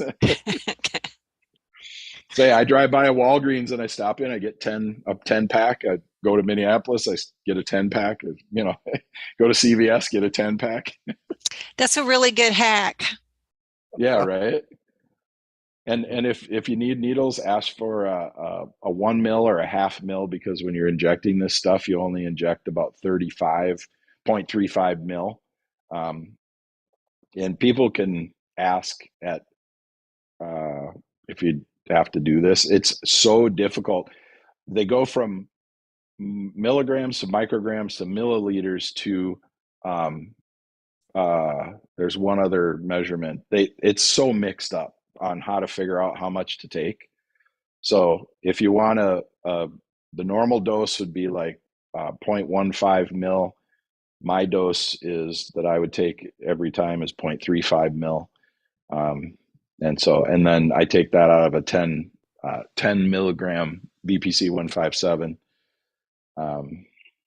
Yeah. So, and then they sell them in fives, but they're the same size bottle. It's just ridiculous. I would standardize everything a lot differently, but I'm in industry, not in medicine. Yeah. So yeah. That was a great story. Thank you for sharing. Right. And Yeah. you know what? People, trust yourself. Just trust. And you know what? I'm going to just tell you to pray. Pray and ask for support, ask for guidance, ask for wisdom. Get a hold of a Matt or a Phyllis or somebody in your area that is, we're so blessed to have you guys have so much experience. Even if you didn't even know what BPC 157 was, you can conceptualize it and you can guide. You can say, oh wow, that's what it does. Okay. And then, well, if you have this, it might help with this. And then with your BPC, it helps with this. Okay. Just having that breadth of experience causes a lot of wisdom, and I appreciate it. Thank you. Thank you. Yeah. Yeah. Oh, is there any more questions, Ty? Of course, there's lots of stuff, but Jon, we could hang around and ask your question. I mean, Matt and Phyllis, hang around as long as you'd like. We could tackle some questions here. I'm Sure, gonna I would do that. I am gonna mention one case history. So early in my career, one of my students, her husband, who was a bricklayer, actually hard worker, he got diverticulitis. They diagnosed it, the doctor, and she said, again, voice in the ear, as she is leaving the clinic, she said, I could hear the doctor's voice in my ear. Does he have insurance? What kind of insurance does he have? It was like already. But we gave him just yarrow and in small doses, and that totally took care of the diverticulitis. So it was a lot like Amber's case there too. But these were uncomplicated, this was not where it had burst. So Right. Yeah. so yeah, okay. I'm pretty worn out and got family stuff. Okay, I'm gonna sign off. Okay. Thank you, Matt. Thanks. I think I'll stick around and answer 4 or 5 questions before my bladder sends me off. Thank you, Phyllis. Yeah, feel free to take a break or leave at any point. Mary asks, Tara, can you read my chart's current status? It's not something that I regularly do, but go ahead and send your birth date and location, exact time to hello@woodherbs.com. I do not diagnose, treat, or cure, but if something stands out, I'll let you know. I'm happy to take a quick look. It's not something I do regularly. I'm probably going to get a flood of emails at this point, but I will tell everybody, Tara is incredibly intuitive with all of when there's a menagerie of things that need to be combined. Tara does really well. Phyllis, Tara, she doesn't do it anymore, but we used to do this. I call it a party trick, right? We'd go somewhere and we don't we'd eventually anymore, so that's why. we'd eventually be talking to people about stuff, just spiritual things, maybe a little something esoteric or whatever. Somebody would say something, and I would say, Tara, come over here, and I would say, do your trick. And she'd look at the person and she could tell them what month they were born in and what part of the country they were born in. Wow. And she could see it based upon diet and the region, the season they were born, and the diet that they were weaned on. And it's harder now with people eating a lot of fast food and having kind of the same type of food all year long. Right. But Yeah, she's very good at. That's how her book came out. The body typing book. She's really good at that type of thing. Party tricks. So Mary asks, can infants have diverticulitis? My granddaughter takes prune juice and still hurts to poop. And the poop is hard. She's a 1-year-old. For infants, the first thing I would ask is how much water is the child getting? And what kind of formula is the child on? Is it off formula? Is it eating table food? And then what kind of table food? So at 1-year-old, I'd probably just go straight back to diet and water. Mm-hmm. Can iron, isn't there an iron level in some formulas that can affect them? Yeah, but probably at a year, I'm assuming the baby's either weaned or down to comfort bottle at night, and formula isn't the whole diet anymore. There's a tendency maybe to give a baby to fibrous food and when they first start eating, so make sure everything is like super soft. My brother, one of his kids when they were born, he was maybe 6 months old. They were trying to. The doctor told them that he needed an iron supplement, and he would just scream. And they figured out it was causing him to be constipated. Yeah, iron can cause constipation, but if the baby that's why I ask: is the baby on formula, not on formula? What's going on? Because formulas do include some iron. Yeah. Sharon asks, what about using slippery elm bark for healing intestinal wall? We kind of talked about slippery elm at the very beginning, or at least I did, where I said that I think it helps reduce inflammation and can be helpful. But too much of it can also, as Matthew said, precipitate an overgrowth of bad bacteria in the small intestines. So I use it in small amounts, cautiously, and not in active infection. Angela says, should you take a prebiotic along with probiotics for gut health? Thanks.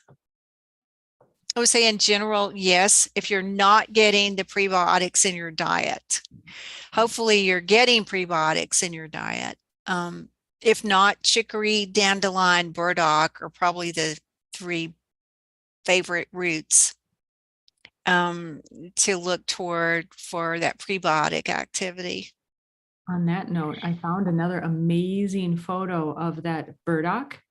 This one. Oh, that green burdock? Yeah. Oh, it's beautiful. Yeah, isn't it? Yeah, I want a shirt that color. Like, yeah, right. Like that t-shirt or a shirt that's dark, lighter. I mean, that would be so cool. Yeah. You felt energy drinking. At least I did. I could feel energy from it when I was drinking it. Of course, I was so depleted. Why did it become green? We don't know. Matt said we don't know. We don't know. It I happens don't know. every now and then. Yeah. Yeah. I don't know. It doesn't grow where I live, so it's not something I've got to experiment with in the raw. Some people hypothesize that it depends, like the mineral content might be. I've heard. Yeah, that could be. I don't know. June asks, would castor oil packs on the abdomen help with inflammation? Yes, it could. Absolutely. By castor oil packs, I'm assuming you're meaning the Edgar Casey method of the heating pad and the castor oil and the flannel or a cloth, and putting it on the area and keeping it warm for about 20 minutes or so. Absolutely. It brings the blood flow into the area for sure. Mary asks, what's the toothpaste Jon was talking about? The salivarius. That's this. That's the it's a very tiny amount. I just put it in my mouth, swish it around. I brush my teeth with my toothbrush. Don't use toothpaste most of the time. Every now and then, and then I swallow it. So the probiotics go through. They claim that the salivarius really helps with tooth decay. So. For those, well, maybe I'll read a couple other while Phyllis is still here. Well, all of them could really, what form did you take the yarrow? What forms did you use? Me? Yes. There's a tincture and then a salve on the outside. I think we also use the flower essence, particularly, yeah, we did use the flower Yeah, essence in the You're water. right. Yeah. I think early on, we just kind of went from all angles. Yeah. And then you were dropping it in my water, right? Mm-hmm. The flower essence. Yeah. Yeah. Susan says, I had diverticulitis for the first time 4 months ago. It was finally found on a CT scan 5 days after I started having the pains and was suddenly constipated for the first time in my life. I'm 66. The day after I started taking the antibiotic, I had major prolapse surgery. Now that I've recovered, I've consulted with a gastroenterologist who has had me use high fiber flaxseed and psyllium husk to keep my poop fluffy.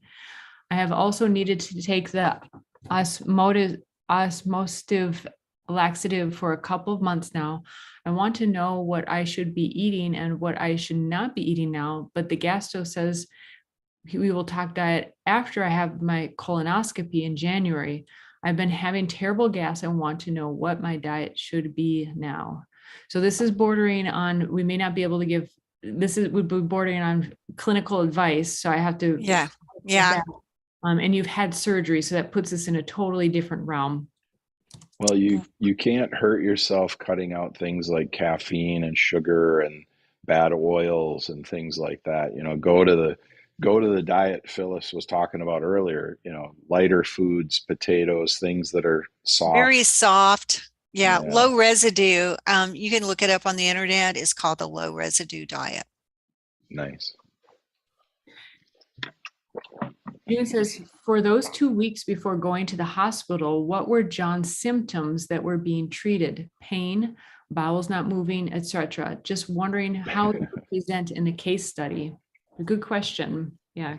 Well, one thing that we went to a local gal that has a shop here in Hutchinson, and she put me on. She thought I was constipated also. But she did, So to her credit, she did ask, Jon, have you ever had diverticulosis? Yes. And she put me on some herbs that were, oh my gosh, horrendous. It caused my body to want to have a bowel movement constantly. And it was a lot of pain. It was a lot of pain. But I was in general pain anyway, but yeah. We weren't treating anything technically. No, I wasn't taking any drugs for pain. But Tara was giving me things. I think herbs also, I believe, are pain relief in their own way. They might be local pain relief or maybe an overall kind of a homeostasis body kind of thing where you're, maybe, oh, hey, Mitch, maybe your body releases more, excuse me, more chemicals that help because you're on the herb. Maybe Phyllis can. I can be, you weren't really maybe aware of the symptoms you're going through, so I can also go through that list. Yeah. So the first thing is we were up north taking my grandma back to her old stomping grounds. So we were at a cabin. Like Jon said, he was putting wood on the fire, kneeled down and felt something. He just went upstairs right after putting the wood on the fire and was up there for 2 days in extreme pain. He was sweating and had alternating sweats and chills, but was in so much pain that when I crawled into the other bed, because he slept in another bed to not be jostled by me, he was just like could not be touched. Like he said, even the shirt on him hurt. But he knew something was wrong in his bowels and he couldn't poop. And so he asked me to get an enema kit. So I did that. But I think that did, you did end up vomiting too, you said, which felt like it relieved the pressure. Like you felt like if the food you had eaten that night had gone through, you just intuitively sensed that it was going to be a really bad situation. I purposely threw up my dinner because I knew that couldn't go through. Yeah. And that was horrendous because of the pain I was in. I didn't think I was going to survive throwing up. It was terrible. His Well, bowels sorry, go ahead. I was going to say, it almost sounds like an abscess burst. Yeah, That's what what happened. happened. Yeah. Yeah. And so an abscess burst, so an infection, a pocket of infection burst, and essentially Spread out in my abdomen and caused a lot of pain throughout my body. and or colon, part of his colon actually burst as a Yeah. part of Mhm. that. And so So he had then my body stopped me from bowel movements. Right. And so basically you went septic. yes. Yeah. Right. So I just wanted to kind of like point this out for everybody because we hadn't said that yet. Yep, that's good. That's what some people were kind of, there's so much to the story because there's months and months worth. And so this really could be, peritonitis. So an infection throughout the abdomen. He wasn't necessarily diagnosed with that, but that certainly would be a part of it.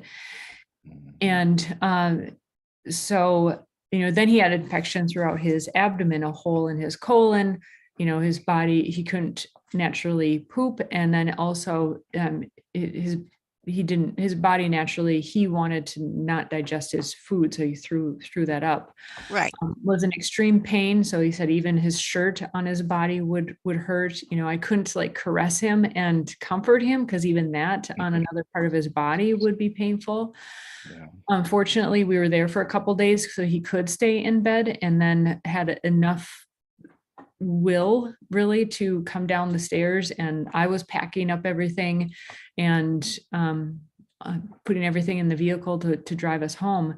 Then at home, it was just a couple of weeks of being on the bed and in bed on the sofa and going downstairs to do a few things for work, but generally just in pain. There's still the alternating chills and fever, which should have been, the big sign. Big sign there. Phyllis, what is that an indication of? Right. Night sweats, Severe infection, right? Yeah, exactly.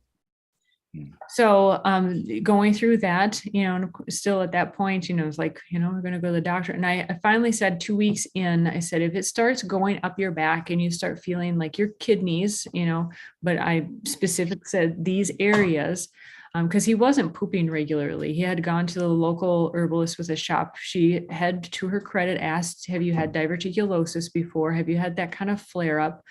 And no, he had not. But and then he was on laxatives, herbal laxatives, and wasn't getting, he was pooping then, but the poop isn't formed at that stage. And even post throughout all this, the colon doesn't have tone, right? And so it Right. can't, they're coming out like more like, sorry, John, but they're coming out. This may help in someone helping themselves or someone else. Just don't show the pictures, Tara. I don't think I have pictures of those, but they're just smaller pieces, right? Because the colon can't extract all the fluids and make more of a mass out of it. And so they come out in pieces.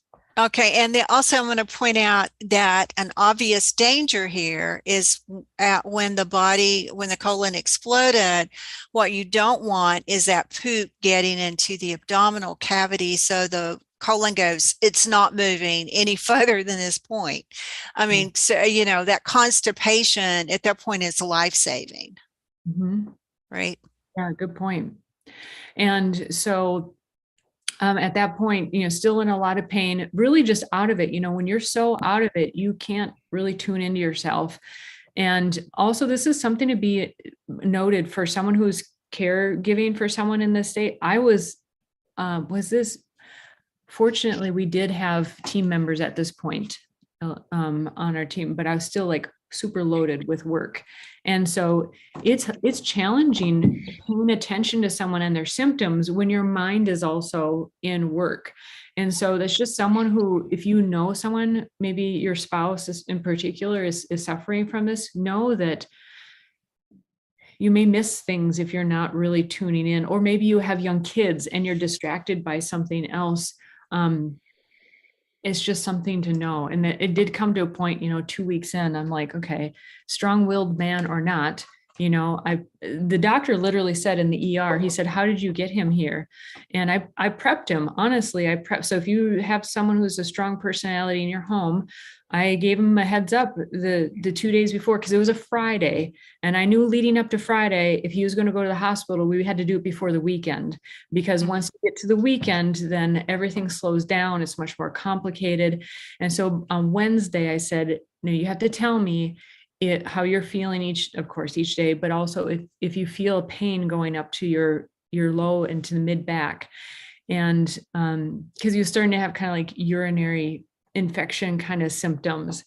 And that Friday morning, it was early, it was like 7 a.m. or something. And he says, yeah, I'm kind of feeling it again. And I said, okay, we're going in. And he said, okay. I was like, I didn't react like that. But I was like, okay, I'm getting dressed and we're going. and we did. Fortunately, we got to urgent care, before it starts. A lot of people start coming in. It was perfect timing. So that's another good note, make sure if you can, get in sooner than later in that sense too. And you might have to be persistent. And you brought up a good point, if I can interject before you move forward.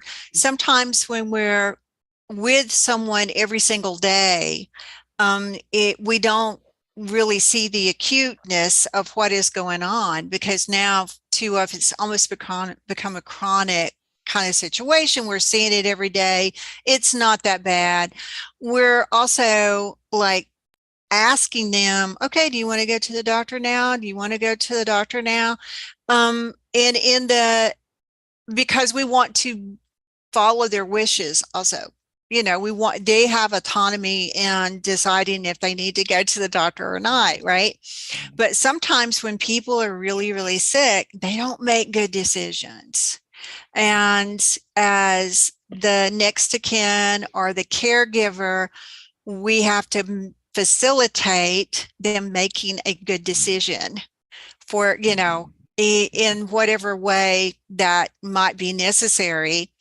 Even if we have to call the ambulance, and just to get the ambulance to the house, and then let the ambulance people, the EMTs, help them make that decision, whatever it takes to kind of like save the life.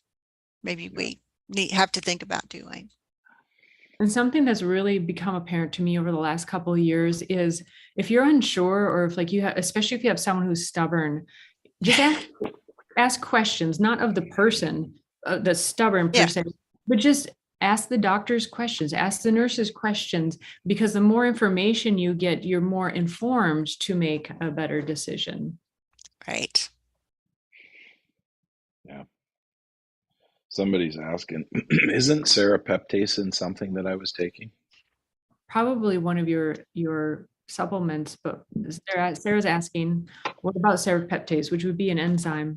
Is it in the? It's in the Restore, I think. I don't know off the top of my head. Yeah. Maybe Sarah can chime in. Is it supposed to have, or Phyllis, maybe does it have a specific indication for the intestines? I don't know that it does have a specific one to the intestines. But it is going to help this the body utilize protein a little bit better. Which is I want to point out that the reason people lose muscle when they're sick and can't eat is because all immune factors are made out of protein. And if you're not intaking the protein that your body needs to make the various white blood cells, then it will use what we have in storage, and our only storage form of protein are muscles. That is our only storage form. So when we get sick, we can't eat, our body cannibalizes our muscles to get the protein out. Also, tissue healing is made out of protein. So again, we're going to lose muscle when we've been really ill, so that our body can utilize the protein we have available as muscle, which is a really good reason to build some muscle in your body. If you think, I don't need to go to the gym, I walk, fine, work out at home, but we all need to have some muscle. And the older we get, the more important it is for us to have this muscle as, that this healing storage for our immune system and tissue healing. Mm-hmm. Yeah, I see she chimed in more later. Do you have experience with serrapeptase for diverticulitis? A friend suggested it to me when I was already on CPRO. I finished the course of antibiotics, but I'm still in pain. Sorry to hear that. Yeah, I think those supplements, especially those gut ones, have that also in them. June is asking, John, are you still taking BPC 157 and what amount? I think you already answered this. This was an earlier I question. take it. You're supposed to go off it after 90 days for a week. So I do that. I do take it every day, nasally and orally. And I just started back on injections after about 3 weeks. I took 3 weeks off the injections. I see somebody else says we have an anonymous attendee asking questions, by the way. How do you properly inject without damaging a vessel or worse, a nerve? This isn't like steroids. It's just a diabetic needle. It's subcutaneous. You just grab the fat on your belly or on your rear end and just put it in. Very, very, very tiny needle. I have had a couple times I've had a little bit of bleeding, but that's sometimes, the needle is a little crooked, or I push it in and then I jerk it sideways a little bit or so. Not a perfect shot giver. I'm going to sign off, y'all. My Okay. bladder Okay. has said this is enough. I'll talk Yeah, to y'all bye-bye, later. Phyllis. Thanks, Thank you. everybody, for coming. Thank you. Thank It's you. great to have your experience, expertise. Yes. John, how about we fire through these questions and call Sure. it a night? All right. Doctors thought you would have died because of the size of holes, signs of sepsis, or some other reasons. Yeah, I suppose the sepsis and having massive infection in my gut. I don't think the hole in my intestine, if I had gotten waste leaking into my gut over a long period of time, I guess. I mean, I was out. I didn't go to the hospital for 2 weeks, so I wouldn't recommend that. I think it was the sepsis that was the life-threatening. Once we were in the ER, and we didn't quite finish that story, but it kind of ended that once we got into the ER, things really shifted. They put him on a high level of antibiotics, and things really changed. Like his temperature, blood pressure regulated, and like John said, they didn't want us to transport in our own vehicle, but like John says, I've been in ambulances. It's a terrible ride. My vehicle is a much more comfortable ride, a much better driver. And it's expensive. And that was the real turning point. So I think it was mainly, Michael, to be more specific, from what I gather, it was the sepsis. It was the high level of infection. And that was the thing, is like his body thankfully sequestered the infection into a pouch. Once again, a pouch burst, and then the greater infection was gathered. But his body was still continually fighting that infection. And it was, what I saw was draining his body of vital energy, and couldn't go on long term. And by the way, the doctor said my immune system did what it's supposed to do. So my body was, when you're healthy enough, your body does gather infection like that and take care of it. And that's interesting to know. John, what do you eat now? Do you eat a certain diet? Mostly ice cream. No. I eat a lot of eggs. I'm still doing the raw dairy. I do it in a shake. So I'll do a protein shake with raw milk, and I do raw butter, not all the time, but good quality butter. I am back on meats in general, chicken, bison, salmon, that type of thing. No beef, no pork, just a personal preference.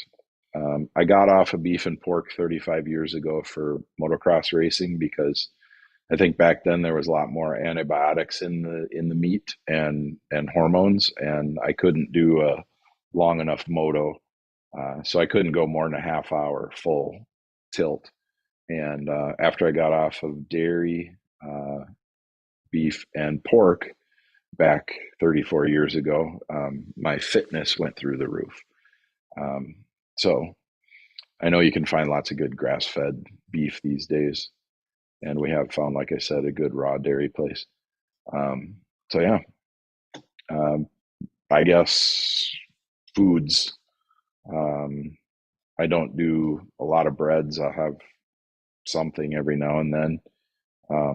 I do coffee, but I do butter coffee. That's where most of the butter comes in. Yeah, normal stuff. Go ahead, Tara. You're on mute. Meat, eggs. You're on more of a soluble fiber diet. You do not have a lot of insoluble fiber, so you're not eating a lot of greens that have, just think of fiber, think of the fibrous stuff. You don't tend to eat a lot of that stuff. I wish you would eat more. I do blend it into foods to help Jon get more, and I'll include some of those in the recipes because you still need the vitamins and nutrients that are in the greens. Yeah. But I think one thing we forgot, Tara, I juiced. We didn't talk about my gosh, juicing. those of you sticking to the end, you're getting the real secrets. Oh my gosh. Yeah. So I juiced while I was doing broths. I juiced for like 6 months every morning, and a huge amount of juice. So what I would do is I would do celery, carrots, beets. It's been a while. A little bit of ginger, a little bit of turmeric in each one. Lemons. Lemons, a whole lemon. I would get Meyer lemons from a friend in California. That was great. But when I couldn't get those, I would do a whole lemon, and then I would do apples in there too, and made a real balanced juice that actually Tara was drinking too. I can't believe we forgot the juicing. Yeah, the juicing was a very good way to get good energy, have low fiber, and like Tara said, soluble fibers. But I'll tell you what, celery juice is one of the most high electrolyte and it's energetic. You look up celery juicing, and there's just tons and tons of articles, even clinical studies on it. So yeah, I juiced every morning, sometimes in the afternoon too. And then I would hard boil eggs. We have chickens, so free range outdoor pasture chickens. So a lot of eggs, and mostly I only eat the yolks. So I've been that way for a very long time. I don't like the whites. I don't like eating the whites. And Edgar Casey said, don't eat the whites. He said, eat the yolk. So. Yeah, Piers occasionally would put in the wheatgrass also. Actually, you did more of a wheatgrass powder. I think you did the powder. Yeah, I did. In your Restore shake. So it was, a lot of juicing and shakes. You have for years done blended shakes, most with fruits and a bunch of great stuff. But you took a break from those for a while because those did have skins and seeds. Well, I took a break from strawberries because they have all the little seeds, but I did do blueberries, and we did some orange juice, and we did apple, just peeled apples, yeah. But now I'm back on, what we would call normal food. I don't eat fast food. I haven't eaten fast food again for 35 years, same amount of time that I wasn't on beef or dairy or pork. No fast food. Farm to table restaurants 90% of the time. Yeah, I'm really careful where we get our food. Yeah. I always tell people, don't spare expense on your food. If you buy good food, it's full of nutrition. You don't actually need as much. So. Michael has an interesting question. What would you have done differently to avoid the diverticulitis, and taken or done differently after the physical accident or diagnosis to improve chances of fully remitting? Good question. Let's go back to the beginning. This happened to me because of an injury to my bowel. I was impaled on my handlebar of my mountain bike. I was going on a downhill. I don't know if you missed that in the beginning, Michael. I was going on a downhill. I actually think that's root why he's asking the question. a root was sticking out. I jackknifed, and for some odd reason, I guided my handlebar to my gut. I think everything that happens is supposed to, and I know that's really hard when you're in the throes of problems and when people pass away and things like that. But this was building for 3 or 4 years. I'd have to do the timeline, but the injury to my bowel obviously bruised it, and then it grew into a pouch because I think it lost its tonality. Thankfully, it didn't turn into cancer. Sometimes bruises internally or externally turn into cancer. Matthew talks about that. Yeah, and I didn't know about it. What would I do differently looking back? I can look back and say that I lost physicality, I lost stamina, and I was unable to lose weight easily. So I wasn't, I'm by no means fat. I was probably carrying an extra 25 pounds that I had a hard time losing. And I thought honestly that it was just age. I'm like, well, I'm 52, 51, 52. I'm I'm getting old. That's what happens, right?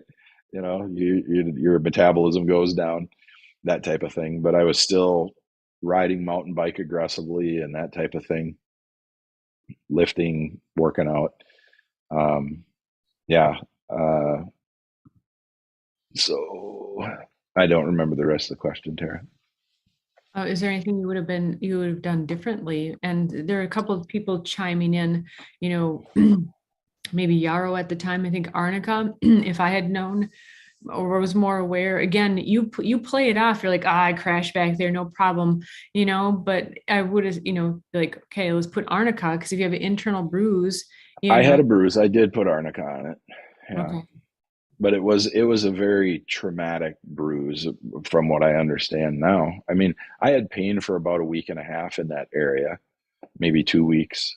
But it's a soft tissue. If you're, some people on here might know, if you're a sports person, or if you're somebody that's extremely active and you crash on your mountain bike, Tara has seen me crash 3 or 4 times, and I just pop up and we keep going. It's something that happens. You don't, unless something breaks, you don't usually think about it. If you get a bruise, you don't, you rub some arnica on it, you don't think about it very much until it hurts, and so, yeah, it didn't even cross my mind that I had internally injured myself and I could potentially be bleeding or there's Joya. You woke up from a nap and she has lots of energy now. I didn't have any blood in my urine or in my stool, so I didn't, there was nothing to notify me that I had injured my bowel. I just thought, oh, that hurts.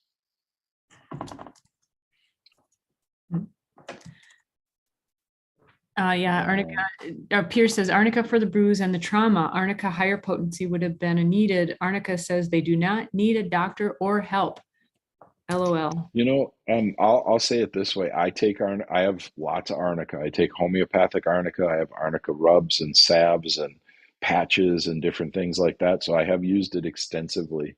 And I can honestly attest to that it does really take care of a lot of things. Now, if I had known the internal bruising was causing problems, I could have put a patch on my lower stomach area. I could have done it for 6 months. I would have done it if I had known that there was a problem in there. Yeah, it helped me appreciate, why, if someone's in a car accident and they're like, no, I'm fine. I have no, I just have a scrape right here. They're like, well, we're going to take you in and do a CT scan. I can appreciate those types of things more these days. Yeah, I think maybe I would have nowadays. If I had an accident like that again, I wouldn't go in for a CT scan because I don't think initially, even the first few months, it would show much. I think I would take internal arnica and other herbs, continuously for 3-4 months, and I might even assume that I have an internal issue, even though I don't see any bleeding or feel pain after a few weeks. Michael says, I know there's a debate on the type of fiber containing foods, how much the seeds whole, ground, or none. Thoughts on this for different levels of severity of diverticulitis? This would have been a good one for Phyllis. Yeah, I don't have diverticulitis per se, so I don't know. I've never had any bowel issues before this. Um, I am a little more sensitive now, but I just flat out stay away from anything like that. Like Tara said, like I won't eat broccoli and that kind of stuff. I don't like it, first of all. Yeah, So yes. I call the buffalo farm and tell them feed the buffalo some broccoli so I can get a little bit of that. But I'll take some green powders, that type of thing. I was going to say, so hence the cookbook has blended greens in it. Blended, yeah. Heated, blended, make it soft. Michael says, are there certain herbs that are fast acting enough to revert whatever has taken place at time of diverticulitis flares? If so, within minutes or usually within an hour or two? You don't necessarily have the classic flares. It might come down to what Phyllis was talking about. Stay hydrated, hydrate continuously. You know, if the mucous membrane is strong and thick and good through the gut, you probably won't have anything getting lodged, right? Because the body can move it through. But if you're dehydrated, we don't know, how dry is the intestinal tract when you're dehydrated. I mean, when you're dehydrated, you feel it. Your throat is dry. That's the beginning of the digestive tract. Your mouth is dry. That's the beginning of the digestive tract. So when you're hydrated, you have plenty of saliva. You're urinating normally. Your bowel movements are at least moist enough to, work properly. And so, yeah, I would say hydration is probably number one. And what I've learned over the years for athletics, we take a salt shaker, and I take probably up to an eighth of a teaspoon of salt before I go out riding, and I drink a ton of water so that my body absorbs the water and holds it. And I think a lot of people are salt deficient. Our institutions have said that salt causes high blood pressure, but throughout history, even into ancient times, they say salt every meal. And, you need the salt. We're supposed to have the salinity of the ocean in our body. And it's part of the trade route. It's so essential. Normal dehydration tests, grab the looser skin and squeeze it and see if it smooths out quickly. Yeah. Sarah says, do you use L-glutamine? Yes, that is one of the things that I'll add real quick to Michael. I'd say classically, this is not a diagnosis, or this is just an idea. Sure. Typically, the doctors will prescribe antibiotics right away, and they might be correct. That might be correct in your case. Similarly, but Oregon grape. That's why Jon was on so many antibacterials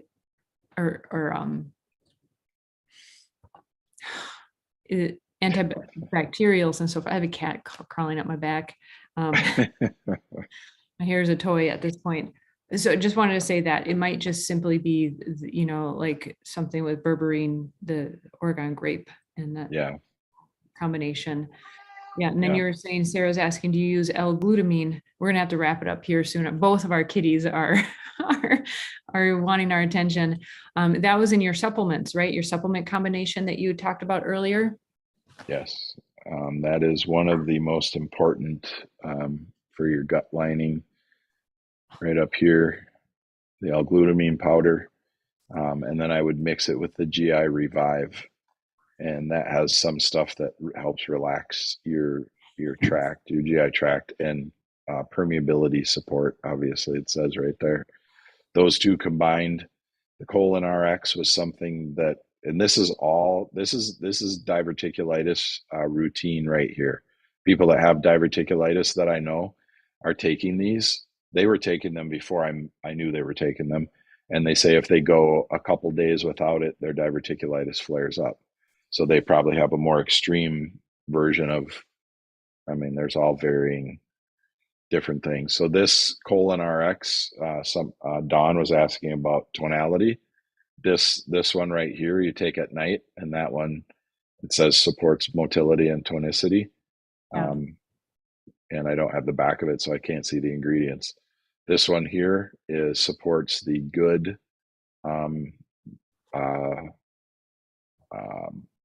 what's the word? The bacteria, good bacteria. Yeah. I had biome going through my head and all this stuff. So those 4 there are like a kit for people that have diverticulitis. Jon, So is the name, your door closed? what? Is your door closed? I'll close it. Okay, thank you. Okay, we're just gonna wrap up with a few more questions. Moving kitties around. Hi, Midge. Hi. Yeah. Let's see. We'll wrap up with these. How do you improve tonality? Oak, even the flower essence, we've heard works. Again, these are just ideas. You need to do your own research and confirm for yourself, consult with a professional. Oak is classically known for tonifying. Some of the herbs mentioned earlier. That's a main one. Yep. Okay, quickly, Jon, read Ken's, because that's more of a comment, which is fascinating. So if you stayed until the end, you get a treat. Wow. Yeah. Finally, Ken says, I finally got a chance to answer the green burdock team Finally got a chance to answer question. the Oh, sorry. As I question. was trying to get to a computer to answer, the burdock green color comes from a higher concentration of anthocyanins.